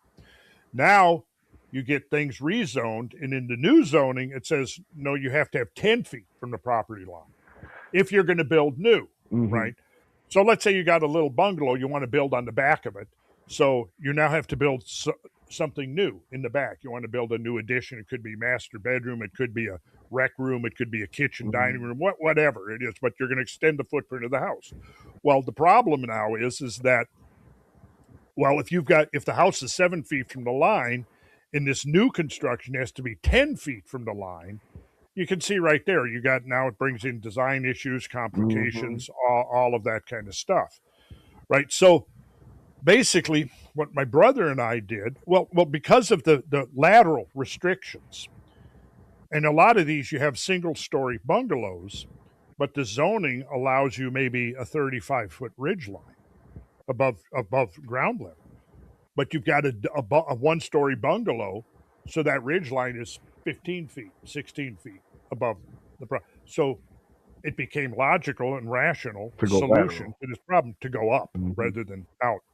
So we perfected the the principle of building a new house on top of an existing house. That's exactly what we did. We developed and we did dozens of these, because people will just say we need to expand, but there's no room to Hmm. expand So you this way or this expand way. up. So we went up, yeah. But I guess what I'm getting at here, I kind of diverted there a little bit, but what I'm getting at is that it has gotten so much more difficult.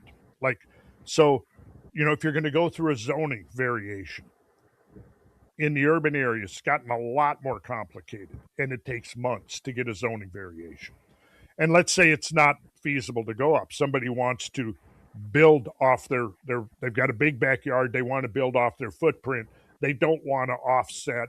They just want, Hmm. so you go for a zoning variation, but that might take 3, 4, 5 months to get. Then you have to submit your plans, and that can take. Well, we just got a permit a couple of weeks ago to build an addition on the back of the house. It's going to be a kitchen addition, and it's a sloped lot. So the house front door is ground level, but back door you got a good 10, 11 foot drop in grade. So we're building off the main floor.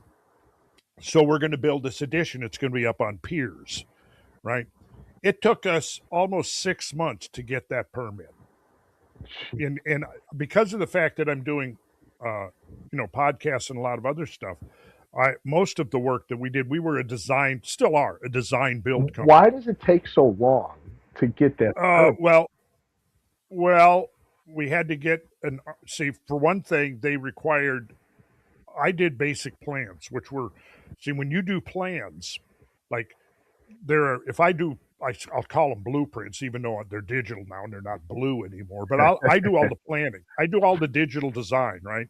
So I can create a floor plan. I can create elevations. I can create 3D views, isometric views, orthographic views, whatever. I can create those, show those to the clients. Now, because we had, particularly back a few years ago, we had an amazing team. We had 18 people, and it was an incredible company. We're doing amazing projects and Hmm. stuff. But like our lead guys, they knew what to do. Like, hey, we've done a dozen of these second floor additions. The guys knew exactly what to do. I could have done the bare bones plans for those guys. They could have taken it, known exactly what to do. The project would have come out 100% perfect, right? But then we've got the owner. Now, the owner is not going to be too interested in how do we attach our bottom plates to the sill. How do we attach the sill to the front? They're not going to be. They're going to want to know, okay, how much room do we have? What does it Uh-huh. look like? Things like that, right? So you can do a next level for the owner, but then you got to get the permit. The permit now, you have to go through site plans. You have to do a tree survey and show on your plans, even though the trees are not even relevant to the project. They're on the property. You have to do a tree survey. So now you need to get an arborist in there to do the tree survey. So he might be, yeah, I can come out. I'll be out in 2 weeks. He comes out, does his tree survey, and then he says, okay, I'll have you back your survey that you can include in your plans for submission in 2 weeks or 3 weeks, right? So it goes like that through the whole process, see? And you got to show all of this stuff. And now I can go into North Georgia and some of the rural counties, and it's just like, hey, it used to be in Atlanta 30 years ago, 40 years ago when I was getting started, right? But now you have all of these hoops you've got to jump through. And see, I'm And, curious because all of these hoops and all of these permits are, and correct me if I'm wrong, because this is more of a question than a statement for sure, because this is for sure your line of knowledge. Um, it's to eliminate people like you said, right? To you doing inferior work, using substandard material and things of that nature that can yes, end up being you know obviously health hazards and everything. But is it, in your experience, because I know what my opinion is, but it's definitely not based off of what's really happening as far as I know, because I'm not in that industry. To I me, think I know where you're going with this, it but go seems, go on. yeah, it seems like it's the bigger companies and the larger companies, the mega companies Mm-hmm. that cut those corners. Because if a small company said, you know what, we're going to use material that's going to save us, $3 per, sheet or something like that, it might save them $60 hypothetically, right? Just to throw a number out there. But if you take that same number with a mega corporation, what that might save them $3 million, because Mm-hmm. they have so many projects going on at once, and they're also the ones that have the money to lobby, have the money to pay people off, have the money. Sure. So, the, the to me, the big issue with all of those things are when they get reported on, and I've had friends and family members and people. Oh yeah, do you see so and so company? And they were on the news. They're in trouble. They were on the news. You see, they definitely got busted doing shady stuff. Yep. Trouble. Mm. Report back to me and let me know what the trouble is, and Right. what the penalty is for those mega corporations. Because just because it was reported on in the news doesn't necessarily mean they're in trouble. It just means they got caught with their hand in the cookie jar, and mom said, "All right, finish the cookie." Yes. Well, what the mega corporations and the home builders have to do in their favor is basically mass production. So they can streamline a lot of stuff because they might come in and do a subdivision and basically they've got 3 floor plans that they're working Mm-hmm. from, and right. And whereas the small contractors usually, and I deliberately didn't go, we didn't go that corporate route. Mm-hmm. I mean, even though we were a corporation, Right. we liked working directly with the client, Customization and and yes, mm-hmm. customization, the craftsmanship, Absolutely. having them come home from work and going, oh wow, Yep. that kind of stuff. But now, so kind of what happened in my industry is because it was a fledgling industry. If we go the home improvement industry, what kind of happened is that you had a lot of guys coming in and they were maybe good carpenters, good whatever, good brick block masons, they were good roofers, they Mm-hmm. had some construction experience. They come in and they start a business. And now maybe they've been working for a company or they've been working small jobs or whatever, and hey, I made some money here. I did this contract on this, I did a driveway repair and I made a couple of $1,000s this week, Mm-hmm. which back then would have been good, Would have right? been really good. Yep. Well, okay, and this, this kind of what happened with myself and my brother in a way when we started our company is that okay, we know how to do the carpentry and all of that, but when you start getting into some of the higher level jobs, they can get really complicated. Like, I mean, if we're building a house on top of a house, I mean, we're literally That sound literally when you talking said about. that, that sounds complicated.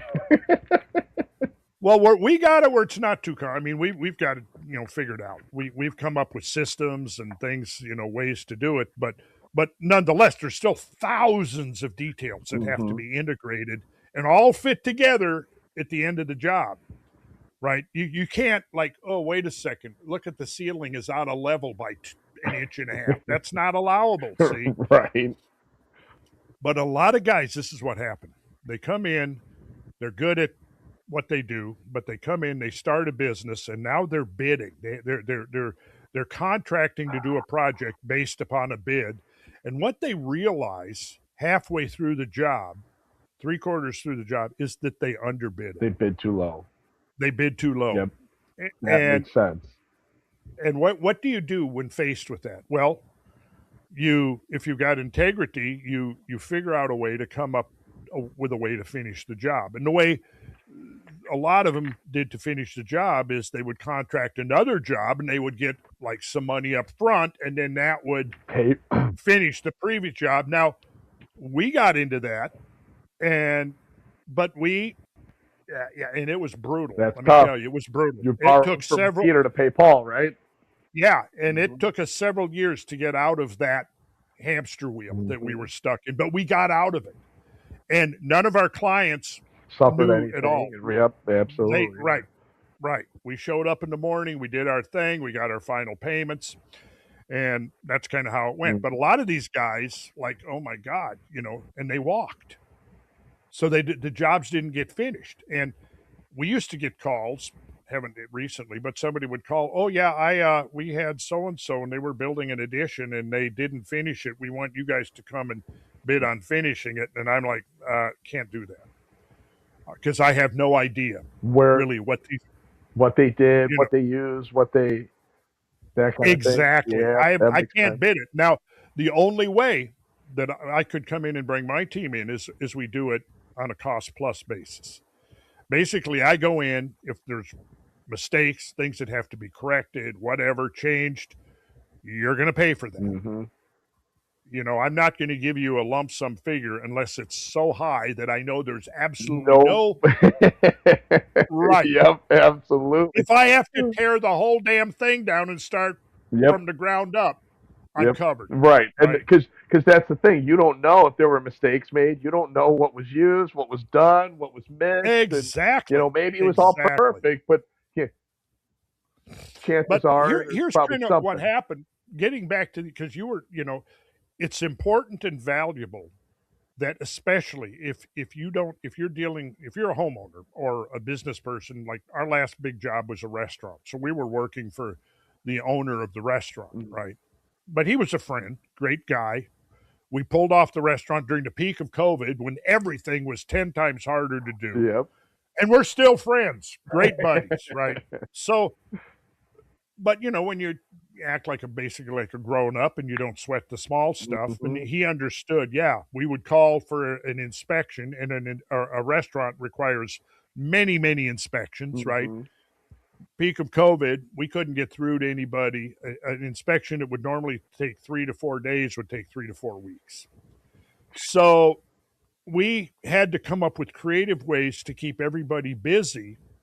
If we're waiting for the electrical rough-in inspection, we want to find things for the guys to do While they're waiting, so that way they're while we're still waiting. employed So, and they're still productive at the same time. yes. So that becomes the challenge, which we kind of rose to that challenge, came up with a way. So I mean, it took us 9 months. Normally, it should have taken us 5 to 6 months. Um, So I mean, during supply chain interruptions, that was a big one. I was going to say, actually, I didn't think about that. You probably had a big issue with that, Yeah. Oh yeah. Yep. Sure did. man. But again, it's like juggling. You Yep. go, okay, well, we can't do this next week, so I let's see didn't even what else think about the can we do. supply chain issues because that's something I haven't really run into because we started the company after, well, technically it was 2019, but it was like right towards the end of 2019, and then 2020 hit, and that year's gone. It like doesn't exist now, and so, but we weren't really getting supply at that time, but you were right in the thick of things for the Oh supply yeah. chain issues, and Yep. the tariff thing has affected us a little bit, but because some of our like the UVs and everything, and some of our mechanical devices come, like our water bottles are made in Korea, our electrics are made in Germany, so we've gotten hit with some of the tariff stuff, but um, I would say that's the closest thing that I've had to deal with, as far as that would be in like a similarity to the supply chain issues, because I know what I heard, and I heard that was like a rough time for certain industries was getting Oh yeah. material was like brutal, It was. It was. and it raised the But price too, right? oh hell yeah. Yeah, that's what Hell I yeah. heard. So we kind of negotiated a really interesting deal. I won't get into the specifics of it, um, because we originally we did the primary design work. It was an abandoned building that it was just gutted out. There was nothing in it, and we went in and basically built out the interior, the exterior completely, and did a total transformation of the building. And I did the original plans, but I didn't have the proper licensing for a commercial project of this size. So we brought in an architect who took 90% of my work that I had already done, which turned out to have saved us a lot of his hours. Hmm. And he was licensed to do design on commercial restaurants. And So we got the permit and we started work. And I think we actually started work before COVID hit. Um, Mm. but anyways, there was one of the points that you brought up I wanted to circle back to, and that the inspection process, I believe in that. Mm-hmm. Here's why. Because I was just talking about guys who might be cutting corners, doing deficiency in their workmanship or whatever. And for the homeowner, for the client, it's good. It's a valuable thing to have a third party who's presumably disinterested and independent, knowledgeable expert to come in, look it over, and say, yes, they've done the proper work here. I can sign off on this framing. Mm-hmm. I can sign off on this plumbing rough in. I can sign off on this. This is a good thing. Mm-hmm. And I believe in it. Now, my brother and I, once we got to know a lot of the inspectors, particularly back in the old days, once we had built up the team and stuff, they would come out and see our work over and over and over again. And my brother would call up and say, "We're ready for the rough-in inspection." The inspector that we knew well, that we'd been working with for, "Oh, okay, guys. Well, yeah, you can go ahead and start doing your cover up. I'll get out there later today or tomorrow, and you can go ahead and start doing your cover up." Because he knew, he knew us personally. We knew that we had very high standards, and he knew we were going to do it right. Mm-hmm. Like my wife, who is a master electrician, she was actually worked for the city of Atlanta for years as an electrical inspector. And so, she came home and she would have the other side of the equation because she was now working for the city, and she got to know, she said, I know which contractors do top notch work, that have integrity, who would never do anything Mm-hmm. substandard. But I know these other guys, I'm always having to cite them for deficiencies, right? Well, here's the thing, though. Like I said, totally believe in having a third party independent inspection. Mm-hmm. Okay. I don't mind it at all because we're not trying to hide anything. Right. We're not trying You're to trying to cover cut up corners, anything. right? So come on out. Mm-hmm. Hey, Fred, good to see you. Hadn't seen you in a few months. How's it been going? Comes in, looks around. Yeah, looks good, guys. I'll see you. See you at the final inspection, or see you at the cover up inspection. Yeah, okay, see you. Great. However, if you get too bureaucratic, if you get too top heavy, here's what happens. Guys now, what you see is, as the bureaucracy and the complications go up, so goes up the unpermitted jobs.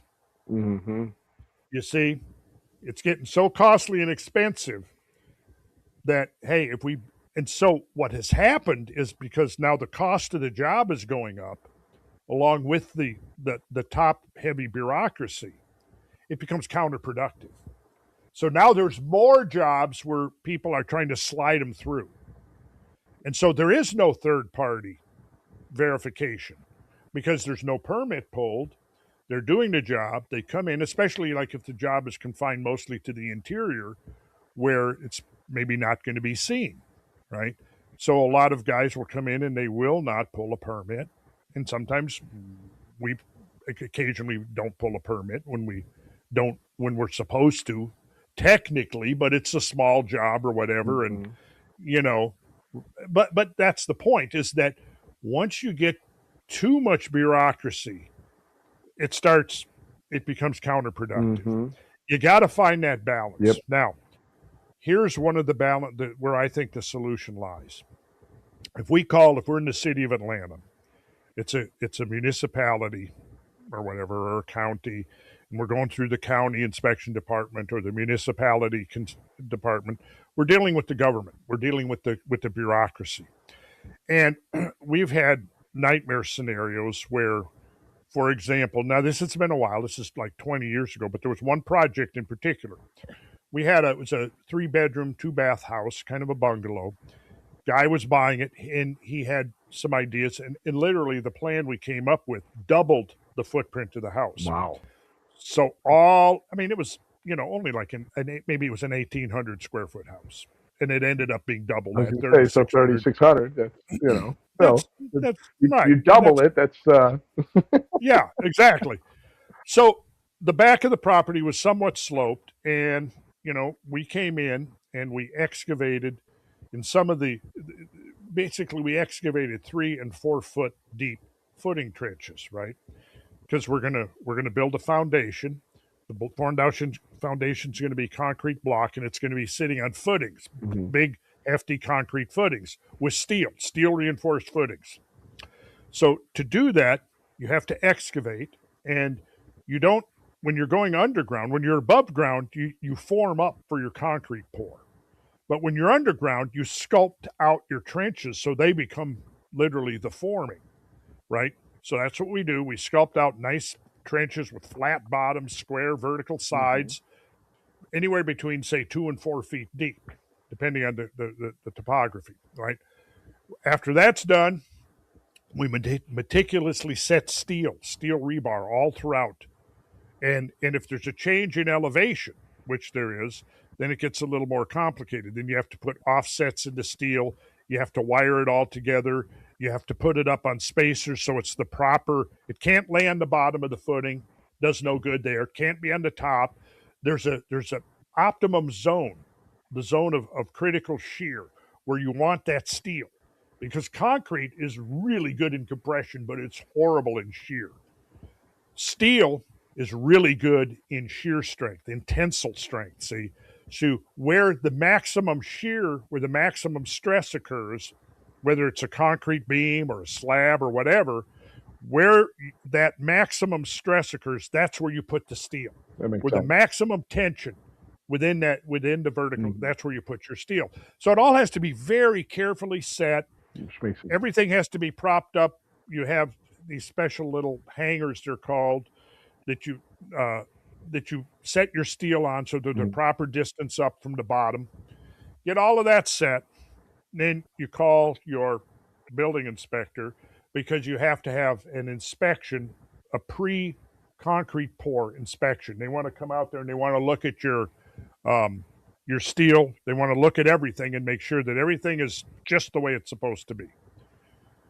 We call, and they're supposed to be out in 3 days, Mhm. within 3 days. 3 days go by and they don't show up. Fourth day, we get a deluge of rain. Oh. What does that mean? Well, it means we have to go rent pumps. We have to then pump all of the water Oh. out of the footing trenches. Now the footing trenches have mud on the bottom. We've got to put up all of our steel, take all of that out. We have to then clean the mud out and then reset everything. So we did all that. 2 days of work. Call them back. 3 days go by. They don't show up. It fucking rains Wow. again. Oh no. That, Wow. yeah, rained again. And they don't care. They don't care. Nope. Now, Jeez. since then, there's been an interesting development. Because of those kind of stories happening over and over, it created a market need. So there are now counties, not the Fulton or DeKalb counties that do this, but some of the outlying counties have gone and contracted with private inspection firms that have been now had to go through some hoops. They get a license from the state, right? That they can now go in and their inspections are considered as A state valid. inspection. Yes. Night and day difference. Of course. Night and day Of difference. course. Like you said, the Yes. bureaucracy is out of it. So now, Nobody's accountable in the bureaucracy. absolutely. Now you've got a small firm that works, and they've got a contract with the county. Hmm. And if they start screwing up They're gonna and lose not that showing up, contract. yeah, exactly. Hmm. Typically, we will call, and I don't think we have a single time in 10, 15 years Hmm. had them stand us up. The private companies stand us up. So to me, okay, I've been down that road. I've seen, you know, and it's through that lens that I go, okay, government is not the answer for every effing problem we have in Hmm. society, especially when you realize that a lot of those problems were created by too much government in the first place. Hmm. Yeah, that's exactly it. And it seems like, and obviously we don't know this. I don't know this for fact, but it seems as if when they plan these helpful, needed things, like that, right? Or social programs, whatever it is. It's almost like they say, okay, so we're going to put this social program together. It's going to help people, and this is how much we could charge. But how much do we need to charge so we could take this much off the top? Because Mm-hmm. we got to get ours, and it just seems like that's been happening so much more and more and more. And like you said, what does that do? It makes it out of reach. Like you you can't pay for all of these regulations and all of these different Right. things. It makes it almost impossible. And then again, they don't care. So let the big company do it then, because if the little companies and the small businesses can't handle it, oh well, we're still going to take ours off the top. So if BlackRock comes in and they got massive companies that are going to do it, well, we'll just let them do it. Yeah, that's not fair. Wait a No. minute. I thought there was rules and laws against monopolies and companies being able to capture everything. I mean, yeah, and Well, I think that happens way too much nowadays. yeah. So part of, one of the consequences is that, we've had to raise our prices or we're going to go out of business. We have to raise our Hmm. prices because everything is going up, and, when you got a job and you got multiple guys and they're driving their pickup trucks to and from work and, you know, if you raise the cost of gasoline $1 a gallon, Hmm. $2 a gallon, I mean, that adds up Absolutely. really quick. And I, from where I'm standing, I look at, some bureaucracy is fine. Some of it is fine, but it has to be kept within bounds, Hmm. rational bounds. And but part of it is this, this change in outlook, this change in the way. I mean, because as a kid, like I mentioned, I grew up in rural Minnesota. All my dad's buddies were guys that he worked with in the industry. His one of his best buddies and canoe racing buddies was another carpenter. The guy who did his plumbing, Tom Estes, he was, and these guys, they worked, and then in their spare time, they, they there was a big canoe racing culture in Minnesota That's pretty back then. cool. Yeah, it was very cool. But yeah, I mean, they were, and they all had the same idea. You didn't cut corners, you Hmm. didn't cheat people. Yep. A handshake meant your word. Yep. And we've degenerated since then. Oh, phew, massively.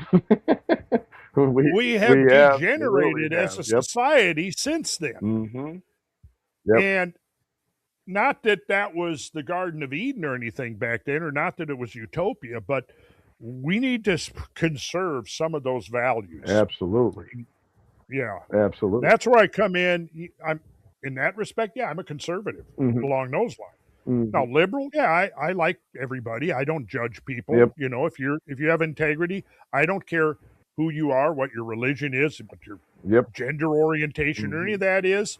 If you're a good client, you pay on time, and you're not a drama queen. Yep. Hey, some of our best clients are across the spectrum Hmm. of race, Oh of yeah. gender, of sexual orientation. We don't have a problem. Hmm. Like we get on we were in the circuit, where we might do a job for a couple of lesbians and we treat them with respect and Hmm. we actually become friends. And then they're part of a community. And then next thing we know, we're getting a call from some of their friends. Well, we Yep. heard you guys were, and that's how it works. Yep. When That's we were exactly learning it. the business, we would listen to how to be a successful contractor. And they would typically say things like, well, you want to allocate about 5% for marketing, right? To market and Hmm. promote. Okay, well, that's a good number. It's a number to work with. It's, it's a starting point for negotiations or whatever. But we quickly found that by doing the job right, getting there every day and doing it right and having good relations with the customers, Was the we most never important. we never spent 5% on marketing because we were getting more calls for projects than we could actually Yep. do, Just based off of referrals. based 100% Hmm. on referrals. Yep. And our entire since we launched in 82, we never advertised a single time. Our advertising was, let's go in there and do a really good job Yep. and treat these people like we're all part of the family. We're doing this project together. Let's make it as fun as possible. And at the end of it, we'll shake hands. You'll give us our final check. And you don't have, by the way, you don't give us our final check until we go through everything And as it's to your all, satisfaction. that's impressive. See, Yeah. that's exactly how I feel the same way. That's why, like, I don't know if you were on there when I was talking to Mike, or if the microphone wasn't working yet, but um, then he asked me about the expos and everything, and if that was like a you know a benefit to the company or kind of a loss to the company, and it really is. I mean, yeah, it's costly for sure. Like the cost of some of the shows, the cost of the travel, Yep. everything. It's costly. But that's our bloodline. Our bloodline of the company is basically meeting people. And I mean, if somebody has a question and they call and leave us a message or send us an email, you're going to get one of the owners. You know what I mean? That's Yeah. what you get. You get one of us that are going to call you back or respond. So it's definitely more. And it's funny that you said family. You're part of the family, because that's what I always refer to it as. And even when I send my emails out to people, a lot of times it'll say thank you for being part of the Fresh Mouth family, because Oh, that's the whole thing. yeah. It's like it is. We're a lot different, and not saying that things won't grow. We've definitely grown over the years, but just like you said, right? When you had 18 people, you were working 50, 60-hour weeks sometimes, busy, multiple jobs probably at the same time, but you probably still knew your client. I'm sure you probably still shook their hand at one point in time, and met them and knew who they Oh, were. yeah. So it Oh, yeah. same thing. As we've grown over the years, it's still like, we still know. I would probably say 90% of our members, we know them, like face to face, met them, talked to them, Sure. they told us what their issues were. We gave the recommendations of what's going to work best for them. And because that's the thing, we have pretty much solutions for anything: sensitive teeth, bleeding gums, swollen gums, receding gums, all these different things.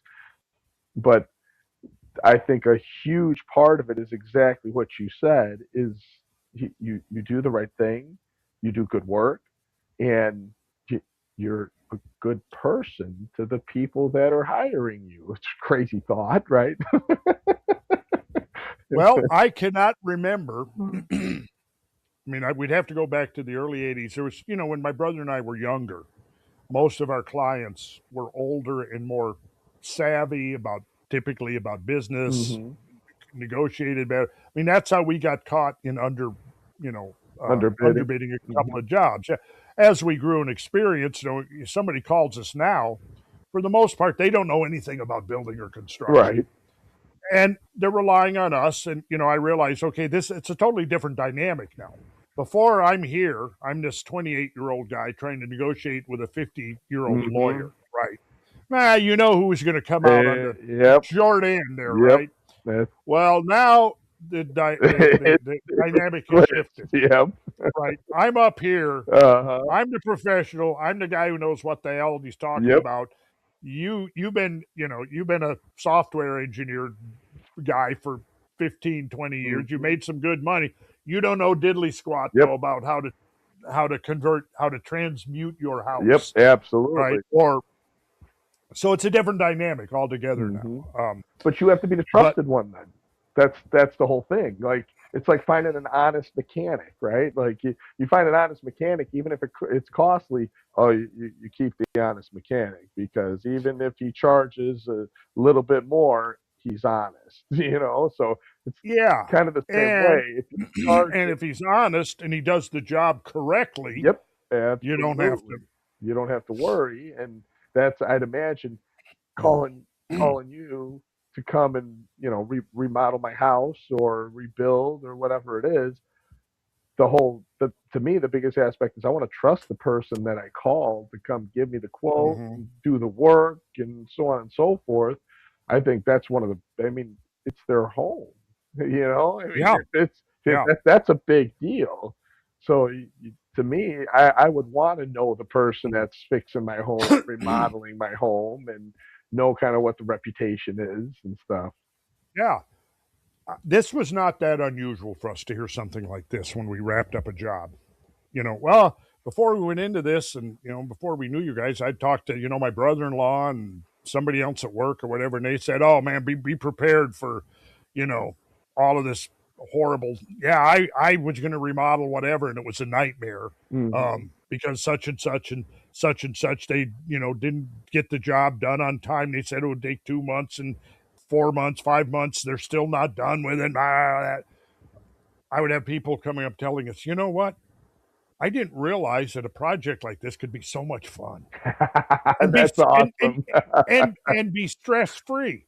That's Now, of course, awesome. from our end, yeah, it wasn't totally stress Oh, free, you guys are the ones dealing but with the bureaucracy, right? we didn't communicate that to the client. Yep, For the client, absolutely. from where they're seeing everything is roses, and Hmm. yeah, And that's a big deal because you're the one dealing with the bureaucracy of it and oh yeah, everything. And I think that's what a lot of people don't really get is the the behind the scenes types of things that happen.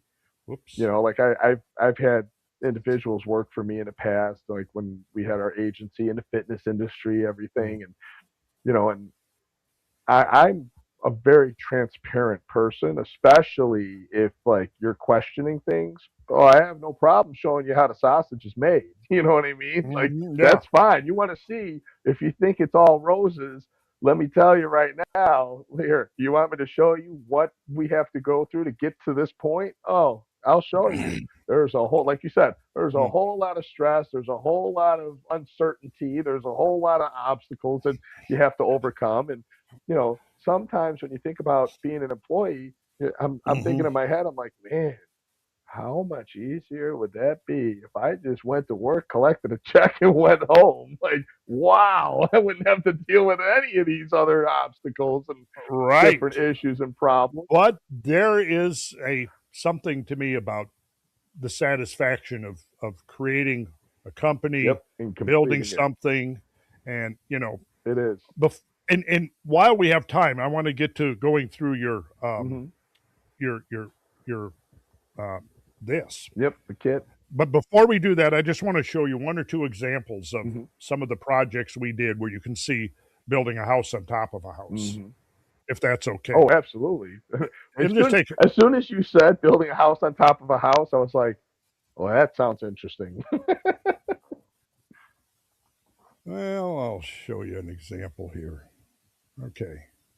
First, I'll show you the before, and Mike, if hopefully is there, and he can. There we go, Mike. Thank you. Okay, so this is the before, and you can see my mouse here.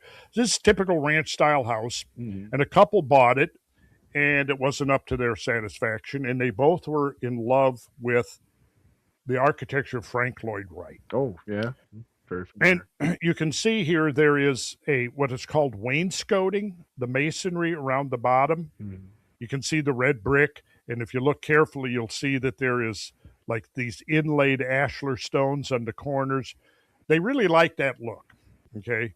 But the house itself, the masonry work was actually well done.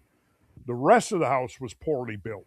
The masons that they used were much more uh, qualified than the Mhm. carpenters that were used in this house. So we evaluated it. We brought in we worked with a consultant who had very familiar and had actually designed a number of projects in the prairie style of Frank Lloyd Wright. So we evaluated and we said, well, the only thing here that's salvageable is the masonry work that you like. The rest of the house needs to go. It's slab on grade, right? So there was no excavation involved. We looked at the slab, evaluated it, determined that it was sufficient. We did a soil compaction test to determine that the soil was up to being able to hold the weight of the second floor that we were about to build. We looked at the footings because the footings just they serve the same function as the feet at the bottom of your legs. imagine then how much more difficult it would be to walk or stand if, like, you didn't have any feet. Pretty your, difficult. your legs just ended at your ankles, Yep. right? Pretty So difficult. visualize. Yeah. So what do your feet do? They spread your weight, for Mhm. example, over a much bigger area. That's exactly what the footings of a building do, right? You look at how much the soil compacts, and then you design your footing based upon that.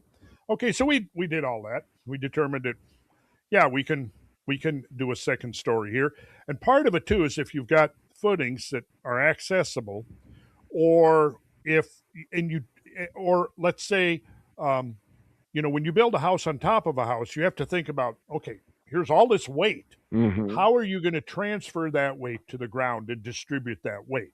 So there's multiple strategies for solving that problem, but I won't get into that. What I'll do is just basically show you the transformation that we did over the course by first removing all of the existing house except for the wainscoting, the masonry work that you see that's about 3 feet, 3.5 feet Okay. above the ground. We took the project from this to this. Whoa. Whoa. That's a huge difference. Yes, Wow. I want you to send me that. That's I can. Yeah, I do. That's amazing to go from like what you had from said this. earlier, kind of like a brick bungalow, something, Yeah, ranch style brick bungalow or ranch style, whatever, exactly. and to something that, because the first picture, I wouldn't even notice it. It's not bad. It's not good. It's not something Yeah, that I'd be like, right. wow, look at that house. If I You're not drove going to by slow that down. on the same block, and I drive by this thing, I'd be like, whoa. But I wonder what the Christmas lights look like on that house during the holidays. Like, Well, whoa. actually, this couple, they were really into. Yeah, Christmas time they did it up. Halloween they did it up, Oh and they had all. man. But if you look here, you'll see the inlaid, the ashlars, this light stone. Uh-huh. So we integrated the new we preserved the original masonry, and we Oh, integrated the new with with the the old. original. That's So awesome. a few other perspectives, okay, from this, and you can see here the original masonry with the Hmm. inlaid ashlar in the corners, and you Hmm. can see it wrapping around here, and then it went to this. Wow. And you can see where you kept the original masonry right there. Yeah. And wow. So I'm not bragging when I say that, particularly at our peak, we were the masters. We were the undisputed masters in this, I think, in the whole Atlanta Well, urban yeah, area. I mean the customization, that is definitely not a cookie cutter home. No. Like you said, some subdivisions they'll do three or four different models, the whole Yep. subdivision. Yeah, those are very customized. So from this to this, Wow. I, how big is a little bit a different, little I would bit say. different? Yeah, a little bit different. Yeah, but it's interesting because the first photo and the second photo, it almost looks like, because of the color of the, I don't know what that is, the fascia or whatever at the top. Uh Um, huh. it almost looks like you lifted the house and put the bottom on the top by the color of the front there on the top. Yeah. Well, that's not exactly what we Oh, did, but you're right, obviously, but the way it looks is, I mean, you definitely, you kept the design almost and modernized it and totally modernized mm-hmm. it. Before, after. So how much roughly? Obviously, it varies completely, but if you had an average out of all the homes that you showed me, what would it cost to do? So I don't want to say This monstrosity, now, but yeah, I would somewhere between 2 and 3 million.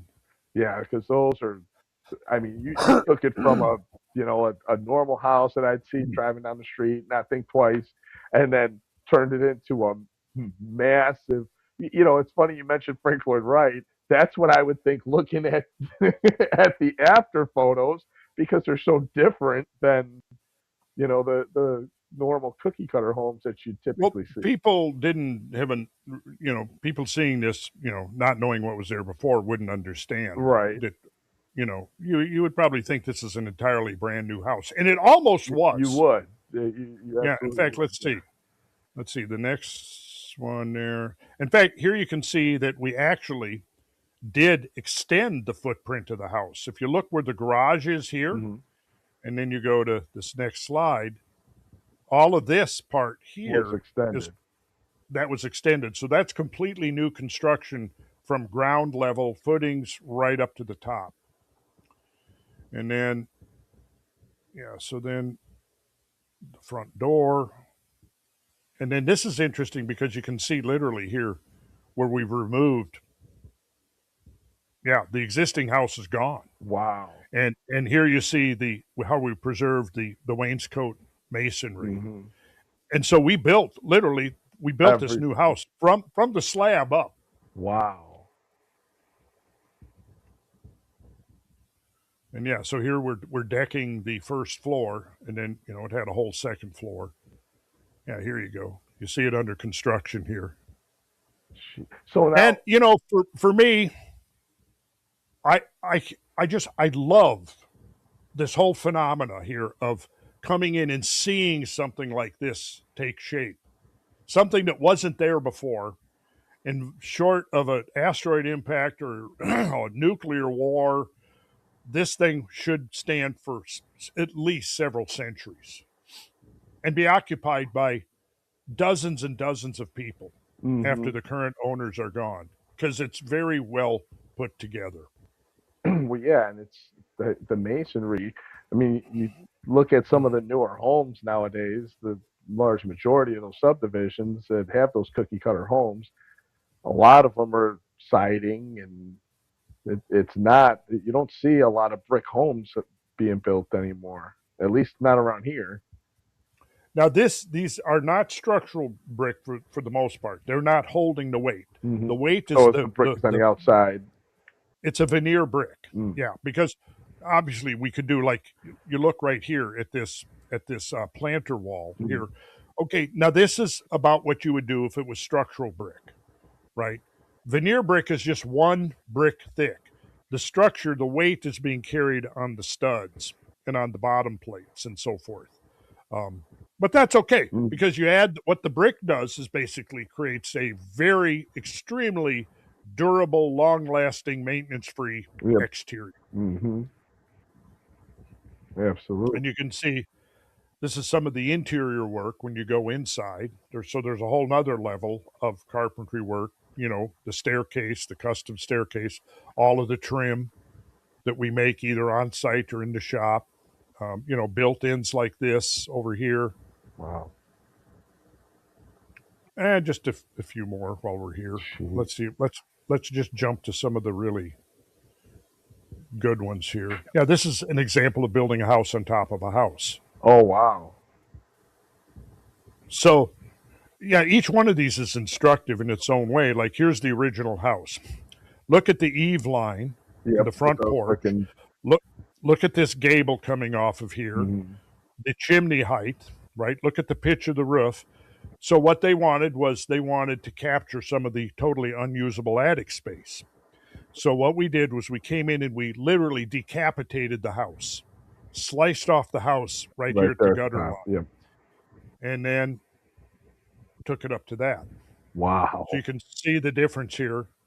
Look at how we treated the front porch, the portico at the beginning. Wow.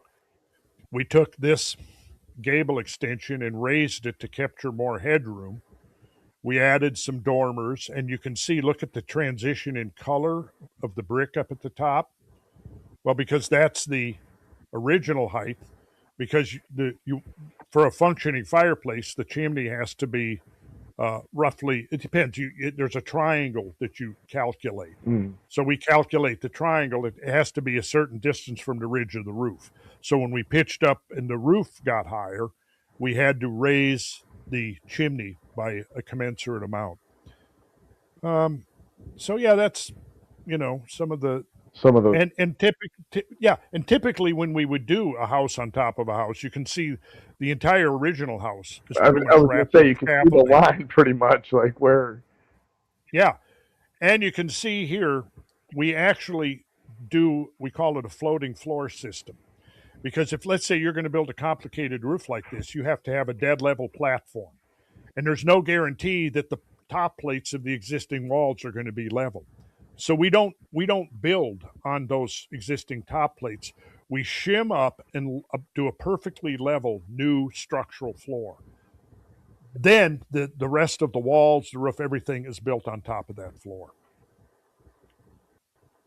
So So you can what see did the rest of the houses in some of like the before and after photos, especially at the beginning ones, did the rest of the houses on the block look like the before photo for the most part? for the most part, yeah, So except it for the ones really that need stood out. right. With the exception of the houses that we did in this community, Avondale Estates, we did over 50 projects. Wow, Over 50 projects, yeah. that's a lot. And every one of them successful. Not one dissatisfied customer by the whole bunch. Um, but yeah, I'll just spend 2 minutes going through the rest of them, show you some other transformations from this to this. Whoa, that does look like a whole new house. It wasn't a whole new house. It actually was actually it was close because this is a sloping site. It drops off towards the back. So you had 2 stories in the back, 1 story in front, and there was a very solid masonry foundation. So we came in and we redesigned the house, but by evaluating the house, one of the things that happened here was the mortar used in the brick was deficient. And it was whatever, when this was built 50 years ago or something, the mortar was crumbling. So the brick around the whole house was substandard and was reached the end of its useful life. So we knew we had to remove all of the brick. And then when we did some exploratory evaluation, we saw that the framing was not good. So what we did was we came in and we decapitated the house down to the foundation and we saved the foundation, because to tear out this masonry, heavy duty masonry foundation would have been back then 25 grand, and Jeez. it'd been another 25 grand to build a new one. So we said, why don't we save 50 grand? The foundation that's there is more than adequate to hold a new house. So we'll design a new house on the footprint of the original. That's what we did here. Wow. Yeah, that's So this is just showing some of the stages of construction, the that, interiors. whoa. This is in the Whoa. master bedroom suite. That's in the bedroom? Yeah, that's in the master bedroom. Oh my goodness. That's the floor. A little bit of sacred geometry snuck in on the That's sly. awesome. Yeah. Yeah, just from that to this. Oh jeez. Wow. And here actually some of our secrets, our classified methodology is kind of revealed here.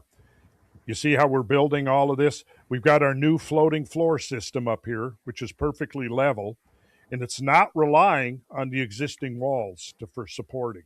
What we have done is we've gone into the existing walls and we've added vertical columns, load-bearing columns, and carried the weight of the second floor all the way down to the ground level, Oh down to grade. wow.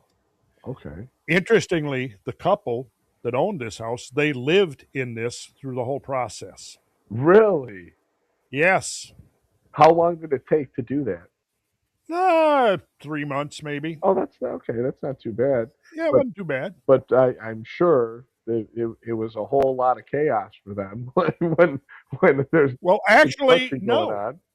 Well, I'll tell you, the biggest chaos was once we had the top finished, the last thing we do is we then cut through the hole, the stairwell, and build the staircase to get to To the go. upstairs. Ah, That's how we do it. That's like the last thing we do.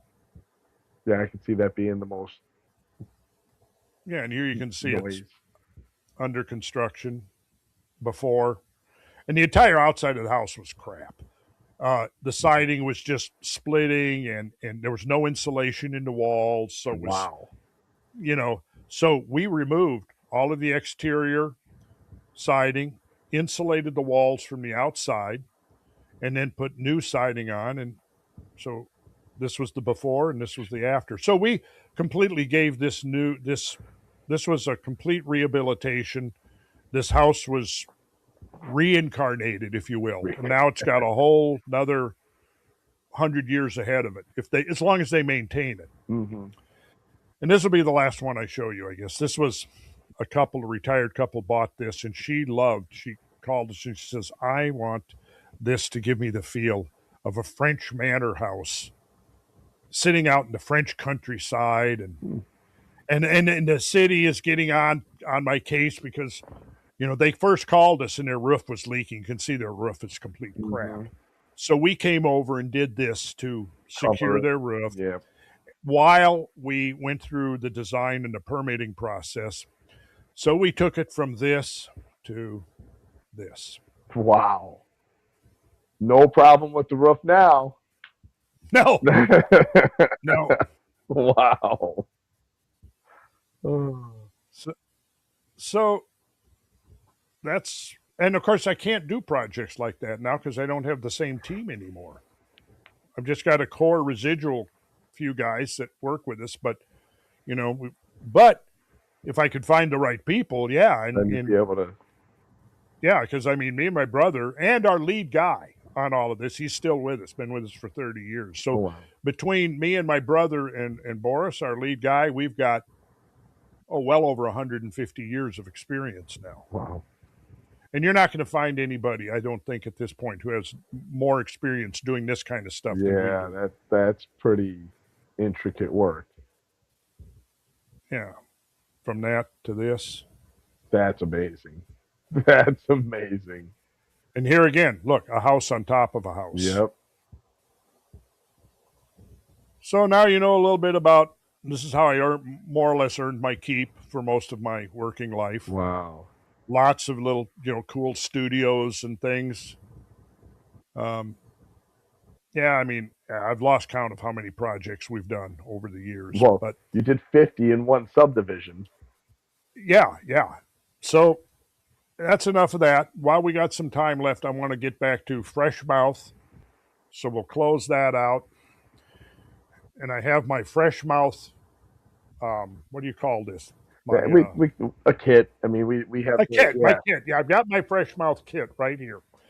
Do I dare open it up and see what's inside? All kinds of goodies in there. All right. Let's see what we got here. Okay. Here it is. Look, I'm opening it up. See? Look now when you travel, you have a travel bag for a toiletry travel bag. Oh, wait a minute. What's this? Oh, a finished tube of toothpaste. Oh, okay. So normally the tubes are filled with toothpaste. Yeah, I was going to say, I don't think you got it that way. No, here's proof. We've been using it. It's gone. Yep, and you really got the last bit out of there. I got the last blob. Oh man! I might, if I cut the thing open, I might do that. You might get one more use in there. Yeah, but you got the last bit out of there for sure. But look at this now. Let's see. This is ooh. Yep. See, yeah, because I sent originally we were ordering our mints, so you got the berry first. So there we go. The big thing with the toothpaste is, like I said, about the silver. I don't go into too much detail. Like Mike was saying, I can go into a lot more detail, like on Patreon and stuff like that. But the silver, there's so many different benefits to silver. I mean, you and probably 90% of the population have heard the term "born with a silver spoon in your mouth," right? Oh yeah, that's exactly where it comes from. The elites used to use actual silverware back then. No kidding. Yep. I never thought about that. Yep. Wow. That's where the phrase comes from. So there's so much history behind silver. Even in the medical industry, there's so much history behind silver. And oh yeah, I am somewhat familiar with that. It's been a while, but I did some research into into the use of silver, colloidal Yep, silver, and absolutely. nano. Yep, Yeah. yep. So In fact, I've used it. I've yep. used it. So nano is like smaller particles. That's what I always tell people because most people have heard of colloidal silver. So that's what I Yeah. tell them. I'm like, well, similar aspect, nano, smaller particles. The big thing with that is it gets in between the tooth and the gum. So Ah, that's the biggest okay. aspect because we're told when you get older your teeth fall out, like I said, right? You know this big old age disease that they call is the fault for everything, but old age is not a disease that causes your teeth to fall out. Sorry to Well, say, that's not the cause. So what happens is we get this bacteria that builds up in between the tooth and the gum, periodontal disease or gum disease, right? And if the dentist does happen to catch it, the solution is they slice open your gum, they scrape the bacteria out, and then they gum graft it back. And then what happens is it's a large majority of people that happens again because then you get what they call pockets. And what pockets are is it's a separation. So bacteria sneaks underneath and it microscopically pulls the gum from the tooth, and uh-huh. that pocket is formed now so bacteria can continue to grow, continue to form, continue to build in there, and it continues to separate it more and more and more. So when you get that gum disease or periodontal disease, that's the real reason your teeth end up falling out because Mhm. there's typically not a lot of pain associated with it. So the large majority of people that it happens to, which is most people that their teeth fall out, that's the reason because they don't feel pain. So there's no reason to really go to the dentist. They don't even know.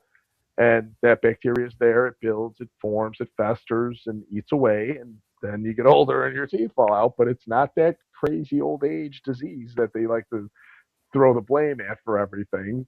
There's actually a reason and different things that happen that cause it. But that's why when you nanotize the silver, it can actually get it in between the tooth and the gum. Interesting. Okay. So this was the ocean mint. Mm-hmm. And there's another one here. This is yeah, that was the one that we had, the berry Yep, the blast. berry blast. The both of them have the silver in it. The berry blast also has elderberry and vitamin C in there, so it's Oh, got kind of really? a little immune boost too. And it's got menthol, so it's like a minty berry. It's not like well, you tried it. It's not like a kid's bubble gum berry. It Right. actually still has that like minty feel to it and taste to it and everything. Yeah. Well, we both enjoyed the first tube immensely, and I almost had like a little panic attack when I realized it's almost gone. I'm gonna have to resort to using the fluoride toothpaste again. No, what? Yeah, No, well, no, no. We haven't used fluoride toothpaste in a long I time. was gonna say, why would you do that? Now you know me. Yeah. Okay. And look, I got another one. Look at, I'm set. Yep. Look at this. This is like so comforting to know I've got a supply. The zombie apocalypse can happen tomorrow. And I've got three you got tubes. toothpaste. I've got, I've got toothpaste. Well, let's see what else is in here. What do we? Oh, wait a second. Here we go. There's the deodorant. That's the deodorant. I mean, to me, the deodorant is a staple now, kind of like the toothpaste was our center item.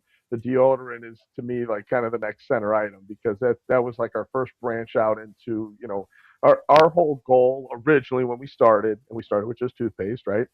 Was Mm, we want to own the bathroom.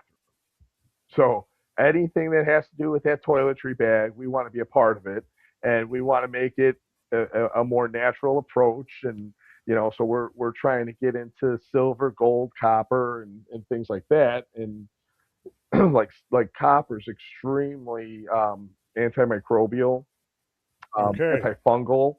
So we were actually looking into shower curtains that were made with copper to try to stop the mold buildup in on the Mm, shower curtains and stuff. But the deodorant was our first expansion out of oral care and kind of more into the bathroom as a whole, and trying to kind of create that whole the health and wellness completion of everything. yeah. And here, I mean, yeah, I'm looking at the ingredients. What do you got? Like four ingredients, five Yeah, ingredients six here? 6 ingredients. So it's Yeah. yeah. So it's not like a long, like 40 No, different things that. exactly, and it's all pretty much stuff people know for the most part. So Hmm. it's Hmm. tallow, arrowroot powder, baking soda, shea butter, calendula wax or beeswax, and then the silver. That's it. Wow. Well, as you can see, I haven't used it yet, but I was waiting. Sort of okay. I was a little bit worried. I mean, oh my God, let me have this conversation with Tony first, and then And and then now, I'll take the leap. I'll yep, take the leap and of faith. now it's a all body use deodorant. Aha. Uh-huh. Okay, there may be some experimentation in my near future. Exactly. See, there you go. Okay, well, And then the soap, yep, same thing. So the soap has some essential oils. Um, nano silver yep, cleansing and bar. then Okay. yep, and then it has the silver because again the silver helps. It's extremely antibacterial, and so obviously as you're showering, I the other thing that I wanted to try and get into more of is shower filters, and because Oh, the amount of impurities that come through the water, your skin is your largest organ, and it does soak everything up like a sponge. So you get a lot of those impurities that embed through the skin. So hmm. that was not like one of the next things that we want to try and get into as well is shower filters. Okay, so the first you got nano silver. Then what is? Explain this to me a little bit. Saponified, sapo, Saponified oils of oil. palm. So is that a treatment? Is that a process that Yeah, you? it's just a process for the oil to basically be able to utilize it and put it into different, whether it's a soap or any type of cleansing agent. Oh wow, yes, you've got olive oil in there, coconut oil, Hmm. distilled water, Castile soap, shea butter, rosemary leaf extract. Hmm. Well, I've been saving this. I know my Julie has been dying to use this.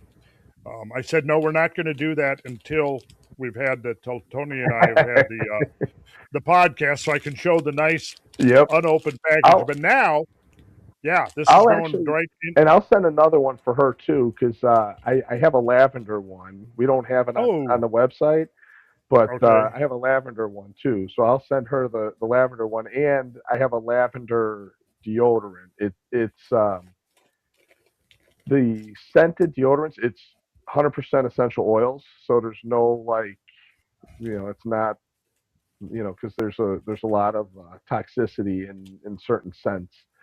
So, but Hmm. yeah, the lavender. I have a lavender and a rose for the women, and I'm pretty much going to put that out like as like limited editions here and there because again, I make it all. So, so Okay. I can just kind of picture you, you're over this steaming yeah, vat, yeah. I was just like, with it stirring.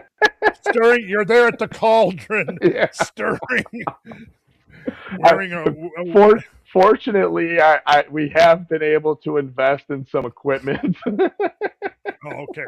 So like even filling up the tubes, like um, because if I had to like pour each one Yeah, into the that tube, was oh my actually a question I had. How do you get the toothpaste in the tube? goodness. Yeah. So oh yeah. So like yeah. So we actually have some machines that you Oh, pour it in, and yeah, definitely makes it a little okay. bit easier than I guess so. that. Okay, now we have. Oh, the UV. So that will keep the toothbrush clean. So they've Uh-huh. done studies I do that have. yep. So you put that in the UV, it kills all the bacteria on the brush. It turns off by itself. So it's super simple. You leave it in there, just let it sit on the counter. After 5 minutes, it turns off on its own.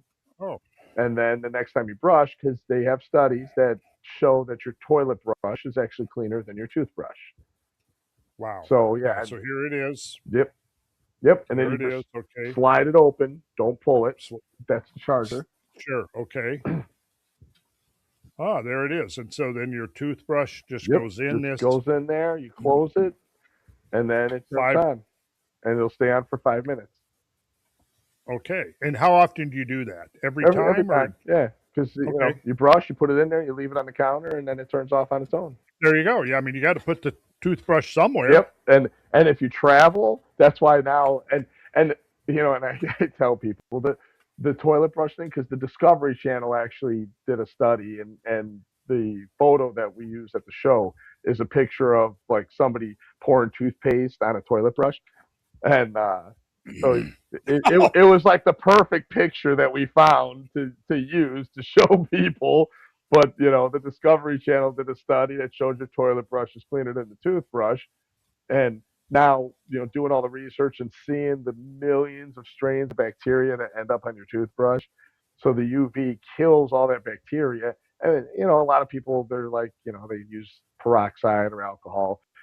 The bacteria build like little subdivisions embedded in the toothbrush. So the UV is actually one of the few things that can actually kill or eliminate all of that Oh, bacteria. okay. So yeah, and the Well, suggestion is you still switch your brush out every month, even though that does eliminate the bacteria. When the bristles on the brush start to fray, it could cause okay. microscopic tears on the gums, and that lets bacteria into the bloodstream. So once the bristles start to fray, that's kind of a sign that you should switch toothbrushes for sure. Okay. That's good to know cuz I'm sure I tend to way overuse my Oh, toothbrush. you and probably 80% of the rest of the population. I mean, I definitely Well, was not into switching brushes before I knew all that information. yeah, okay. Well, okay. So it's good to know then that if I'm part of 80% of the population, I am in some respects normal. I, But I don't know if I want to be normal with putting bacteria in my mouth and be like, yeah, it's okay. I'm normal. everybody does it. So Yeah, everybody has all the bacteria in their all the mouth. cool kids are doing it, so I can do it too.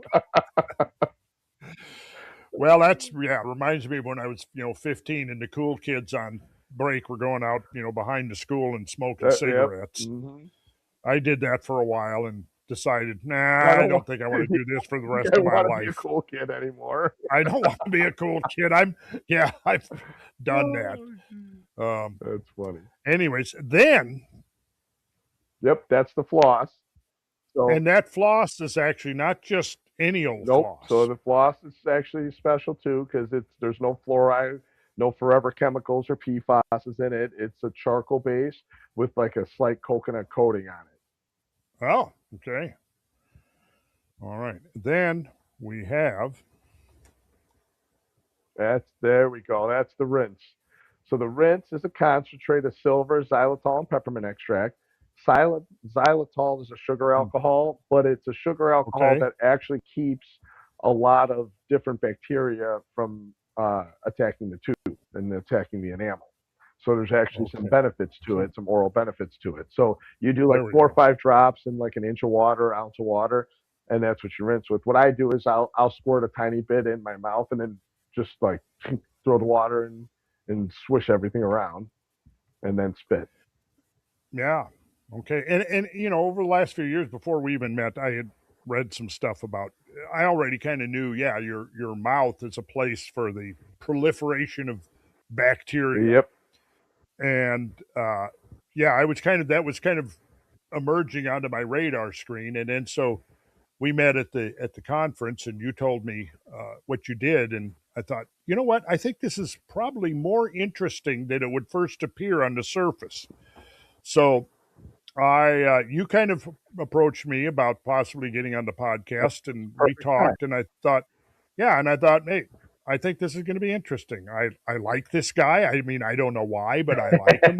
He's so, uh, yeah. Oh, but then there's one more thing that I have to. I'm not quite clear on what the role of this is, but Oh, that's Tommy the timer.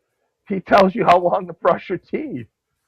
I figured I guessed if you told me guess what that's for, that's what I would have Yep. imagined. And it's funny because I come up with like I get you know, Tommy the bursts of energy and Timer. stuff when I'm at the shows and everything. And even when we started the company, the very first show we were at, it was an outdoor mall that we were at and local in Illinois. And I'll talk to anybody anytime about anything, and so I'll run up to people. And so I started handing out flyers, and I stopped somebody. They were walking, and I kind of went right in front of them, and I handed them a flyer, and I said, "You look like you care about healthy teeth." What? And she just started laughing. So that's kind of our opening line Oh, now. you said that to him. Oh yeah, yep. I I said, was gonna said say you look that's like you wow. care about healthy teeth, and they started laughing. And now that's usually my opening with everybody. And then somebody asked about the timer, and I'm explaining everything, and I'm like, and then we got Tommy the timer. He tells you how long to brush your teeth, right? I don't know if people can see this, but there is actually a stream Yep. of See. little particles going through. I Yep. don't two know my minutes. my 2 minutes. and Wow. and that Okay. I'm really exactly that makes puts things into perspective for a lot of people, because two you're like minutes. brushing your Oh, teeth, and you feel, okay, I brush my teeth. And definitely when you have the timer or an electric brush, because we got electric brushes too. So even and everything that we have is based off of one, integrity, and two, the true scientific studies. So like the electric brushes, you have two. You have the Sonic and you have the Oral B. The Oral B is the one with the circular head, the round head that spins. And okay. the when you look at the market, it's pretty much split down the middle, 50-50 across the country. So out of everybody that owns an electric brush, half own an Oral B, half own a Sonic, right? So Uh-huh. from a business standpoint, it would obviously make sense if we carried both to cater to both audiences. But when you do the research and you look at the studies, the Oral B actually does, and it's kind of funny because when people tell me, they're like, yeah, I got sensitive teeth, my gums are receding, and then they tell me that they use an electric brush. I explain the difference between the two, and I ask them, you have an Oral B, don't you? And I would say probably 9 times out of 10, the answer is yes, because the Oral B, Uh-huh. it spins so fast and so hard, it'll hit the gum line and it could recede the gums.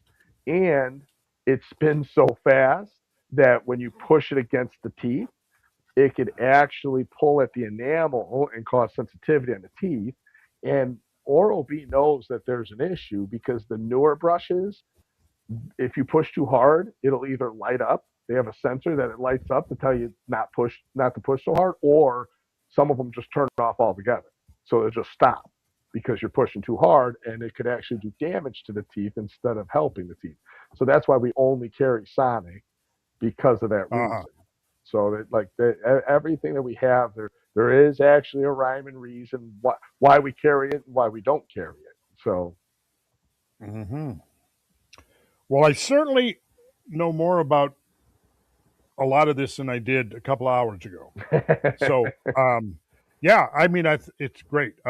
And now, I did get the second package last week, I guess it Mhm. was, whenever you sent it. So that had the next tube of Berry Blast in it. Mhm. So um, Yep. So now you have Julie both is going to the be, berry and mint. yeah, yeah. I don't think I have, no, I haven't tried the mint yet. No, that one But we just sent you that one. okay, well, that'll be the next one we go Hmm. through. Um, well, it's been very interesting. I mean, I could keep going. We're over 3 hours now. Um, I'll definitely come back on, because like Mike suggested, doing kind of a behind the scenes, where I can get into a okay, lot more detail and everything, and I think yeah. that'd be great, because I don't get to do that much. So. Well, and you and I had interesting conversations, Hmm. kind of tangential, but the whole idea of, like, to my mind, regenerative capitalism, the idea of Hmm. ethical capitalism, the spirit of bringing back, reviving the spirit of the entrepreneurial spirit, Yep. getting America back to that mindset. Yep. I just think is extremely important for our I future. agree. And trying to share. some of the values. I mean, you're old enough now that you, Hmm. you came up in the period where somewhere as we get to the 90s and into the 2000s, I think something shifted. Something absolutely. Yeah, that's where I really see a major turning Hmm. point is kind of in that maybe like during the Clinton years, particularly, Hmm. then during the Bush years, Yep. and but I think we're in the midst of a revival Oh now. yeah, I think there's definitely a big a big switch, a big awakening happening right now, and a lot of people are starting to wake up. I feel it's becoming a lot harder for people to for them to fool people and pull the veil over Yes, people's eyes, right, and right. we're It kind of is. wondering like how did we not see these things before? I know. And so this is so and one of the reasons, even though I was very interested in your product, your story, and I know there's more details to it, and you Mhm. probably have some really interesting stories about specific things as you're putting these ideas together and all that. So I know that there's more to that to the story, but my thought is I'm very much into the idea of we all need to sort of support each other. Those of Mhm. us who creating a network of smaller businesses that are trying to really provide high quality products or services Mhm. and integrity and a ethical foundation is a major part of what we do. Yeah, of course we want to earn a profit Mhm. because we can't continue to do what we do without earning a Yep. profit. This is not communism. This is not Yep. Marxism, It's but it's a different kind of a it capitalism. is. It's not. It I had a mentor growing up, and taught me a lot about business, and a lot about different things, and basically how to look at it from, and it was in the fitness industry. And I remember he gave a talk once to, I don't know, there was probably a few hundred employees there, and he said, for the most part, everybody that gets into the fitness industry gets into it for the right reason, right? You interview somebody, why do you want to be a trainer? Why do you want to be in the fitness industry? I want to help people. I want to help people, and but then, along the lines, you have goals, you have paychecks, you have bills, you have, Mhm, and mhm, mhm, people start cutting corners to get a sale, and they start doing certain things that they shouldn't do, and crossing the line of integrity. And he said his entire life, he said, do the right thing, teach people what they need to be taught, help them just like you wanted to when you started the job, help them, and as a byproduct of that, you'll always be successful. And mhm, I've mhm. always remembered that. And that has to have been at this point 20 years, 25 years ago. And that's always stuck in my mind. Anytime that there's a question about like should like I said, the electric brushes, should we carry them both? No, just do the right thing, because you do the right thing typically happens. So as a Mhm, mhm. byproduct of doing the right thing, it's crazy, but you do end up being taken care of, and good things happen. Yeah, I'm a firm believer in I me too, me too. And so, there's multiple fronts right now that I think are part of this whole holistic or integral network that's forming. I've gotten to know Will Harris, who founded White Oak Pastures. They it. do Mm-hmm. grass-fed meats. I've been down, visited their facility, their farm in South Georgia. Spent 3 days there, firsthand learning how the whole system works. Saw it for myself. I mean, basically, if we want to look for a catch-all term for what he's doing, which has major implications as far as our food supply, is regenerative agriculture. And what I'm doing with the online school that we've recently launched is, in effect, regenerative education. And we won't get into that in this podcast, but we can certainly talk about it in a future Mm-hmm. podcast. And I'm putting this out. My background is mostly in building, but aside from building things, the other thing that I've done mostly in my life to earn my keep is teaching. So my hobby has been I love research, I love learning about new things, but I also love sharing this with people. Mm-hmm. And so I started doing that. It led into being involved with like a more formalized homeschool movement here in Atlanta, and I was able to work with for 15 years with kids that had been spared the public school monopoly. Yep. Oh yeah. And until you see the difference, you can't Mm-hmm. even begin to appreciate Yep. what happens, the difference between a kid getting, say, to middle school age who's not been subjected to this level of Yep. indoctrination. It's night and day. And I saw Absolutely. that, and it was Eye eye opening. opening for me. Yeah. Exactly. Absolutely. Yep. Because my daughter, So I ended up homeschooling her, and good for you. yeah, it Good was for you. drastic. I mean, the difference was so drastic. Yeah. Yeah. And we could have a further conversation about Hmm. that because what I learned, my insights taken away from that have definitely influenced what I'm trying to do now. And, I do these educational tours. We got one coming up that I need to mention. In the end of this month and the beginning of September, we're going to be doing a tour up in eastern Washington of what are called the Great Floodlands, when these are some of the most remarkable landscapes on Earth.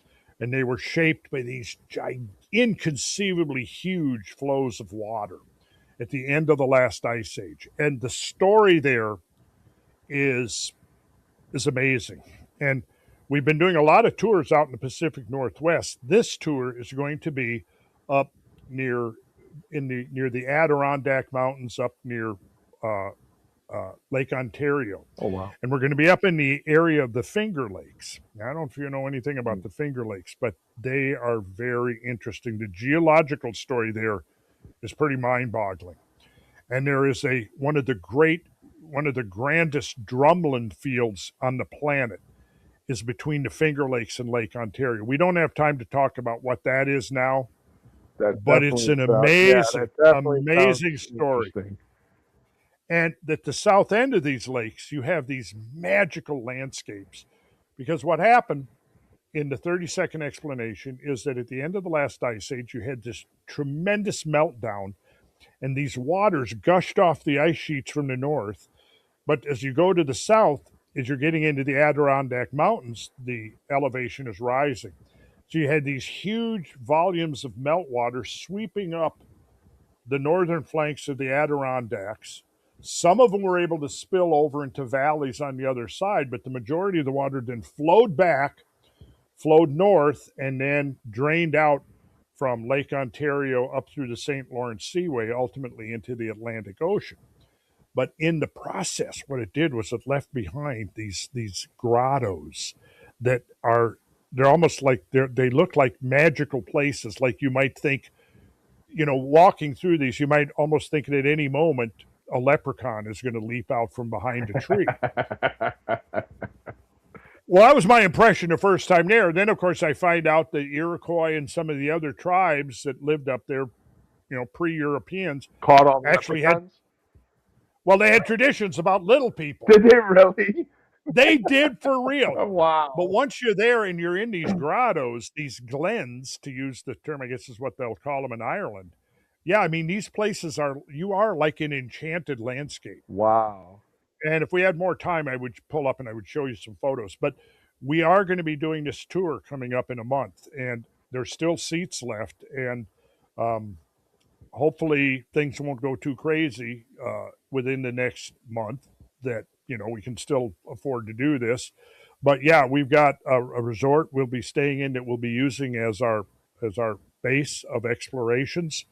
And yeah, it's going to be very interesting and fun, but it's educational. Hmm. That's the idea. Yep. So it's part of the whole grand scheme of regenerative education. And of course, That's pretty cool. from your perspective coming into it, I mean, we're talking about regenerative healthcare, Hmm. regenerative healing. It's the same concept Hmm. applied to these different parts of our cultural heritage Yep. that are all essentially in need of. It's just like some of those old houses Yep. that I've gone in and had to take them apart and put them back Yep. together again. So Regenerative. it Yep. is that's I think where we're at and where we need to really be looking at for the next decade Absolutely. if we want to still be here Right. in a decade. Yep. Yeah, Exactly. yeah, Exactly. and we need to learn how to get along internationally. Yeah. That'll probably take more time.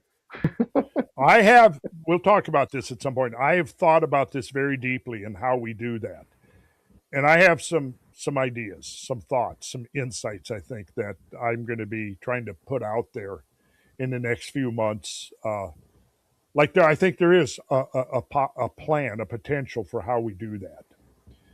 But that's a conversation for Yep. another Another podcast, 3 hours. because another 3 hours, yeah. But yeah, I mean, and I know from the conversations we've had so far that I think we share a very similar perspective on, you know, the spirit of Hmm. the entrepreneurial spirit, regenerative capitalism, if we want to call it that. Yep. I And like that. yeah, and look, there is a place for the big corporations. There's a place for that, but there's also a place for the smaller and mid-sized businesses. And I think a lot of people out there, and certainly have found in my market, there are people who are willing to pay more Hmm. to get high quality, something sustainable and long lasting. Um, because hey, you can spend less, but 10 years from now, 20 years from now, you're going to be spending more. Yep. That's exactly You it. know, and Absolutely. so it'll catch up with you. But if you spend on the front end, you save on the long end. You Hmm. save on the back end. Yep. Save a lot of pain in the future. Yeah, that's right. All right. Well, on that note, we're well over 3 hours, so I better go, Yep. and you better go. Yep. You're in Illinois, so you're an hour behind me. Yeah, you're pushing 3 o'clock. I am. So it's past Uh, my bedtime. yep, absolutely. So, but All we'll right, we'll get Tony. back together, and there's always different rabbit holes and different subjects to go down, for sure. Yeah, and you've obviously researched a lot of different areas, Hmm. and there's a lot of things I think we potentially could talk about. Yep, So absolutely. hopefully this will go. I'll make one more mention for Robert Dakota's Quest for Ancient Civilizations. That's going to be in October. Austin, that ought to be a lot of fun. It'd be Yep, great if you and I could both end up there. very Um, likely I'll be there at that one for sure. okay. But that's Yeah. right up my alley. So. Yeah, I would think so. Hmm. And yeah, Austin is an interesting place. Hmm. Hmm. So, So, all right. all right, sounds good. Thank you so much, Randall. I appreciate it. I do too. It's been fun. It's been a pleasure, and I'm sure we'll be doing it again. Absolutely. Have a good one. All right. Thanks.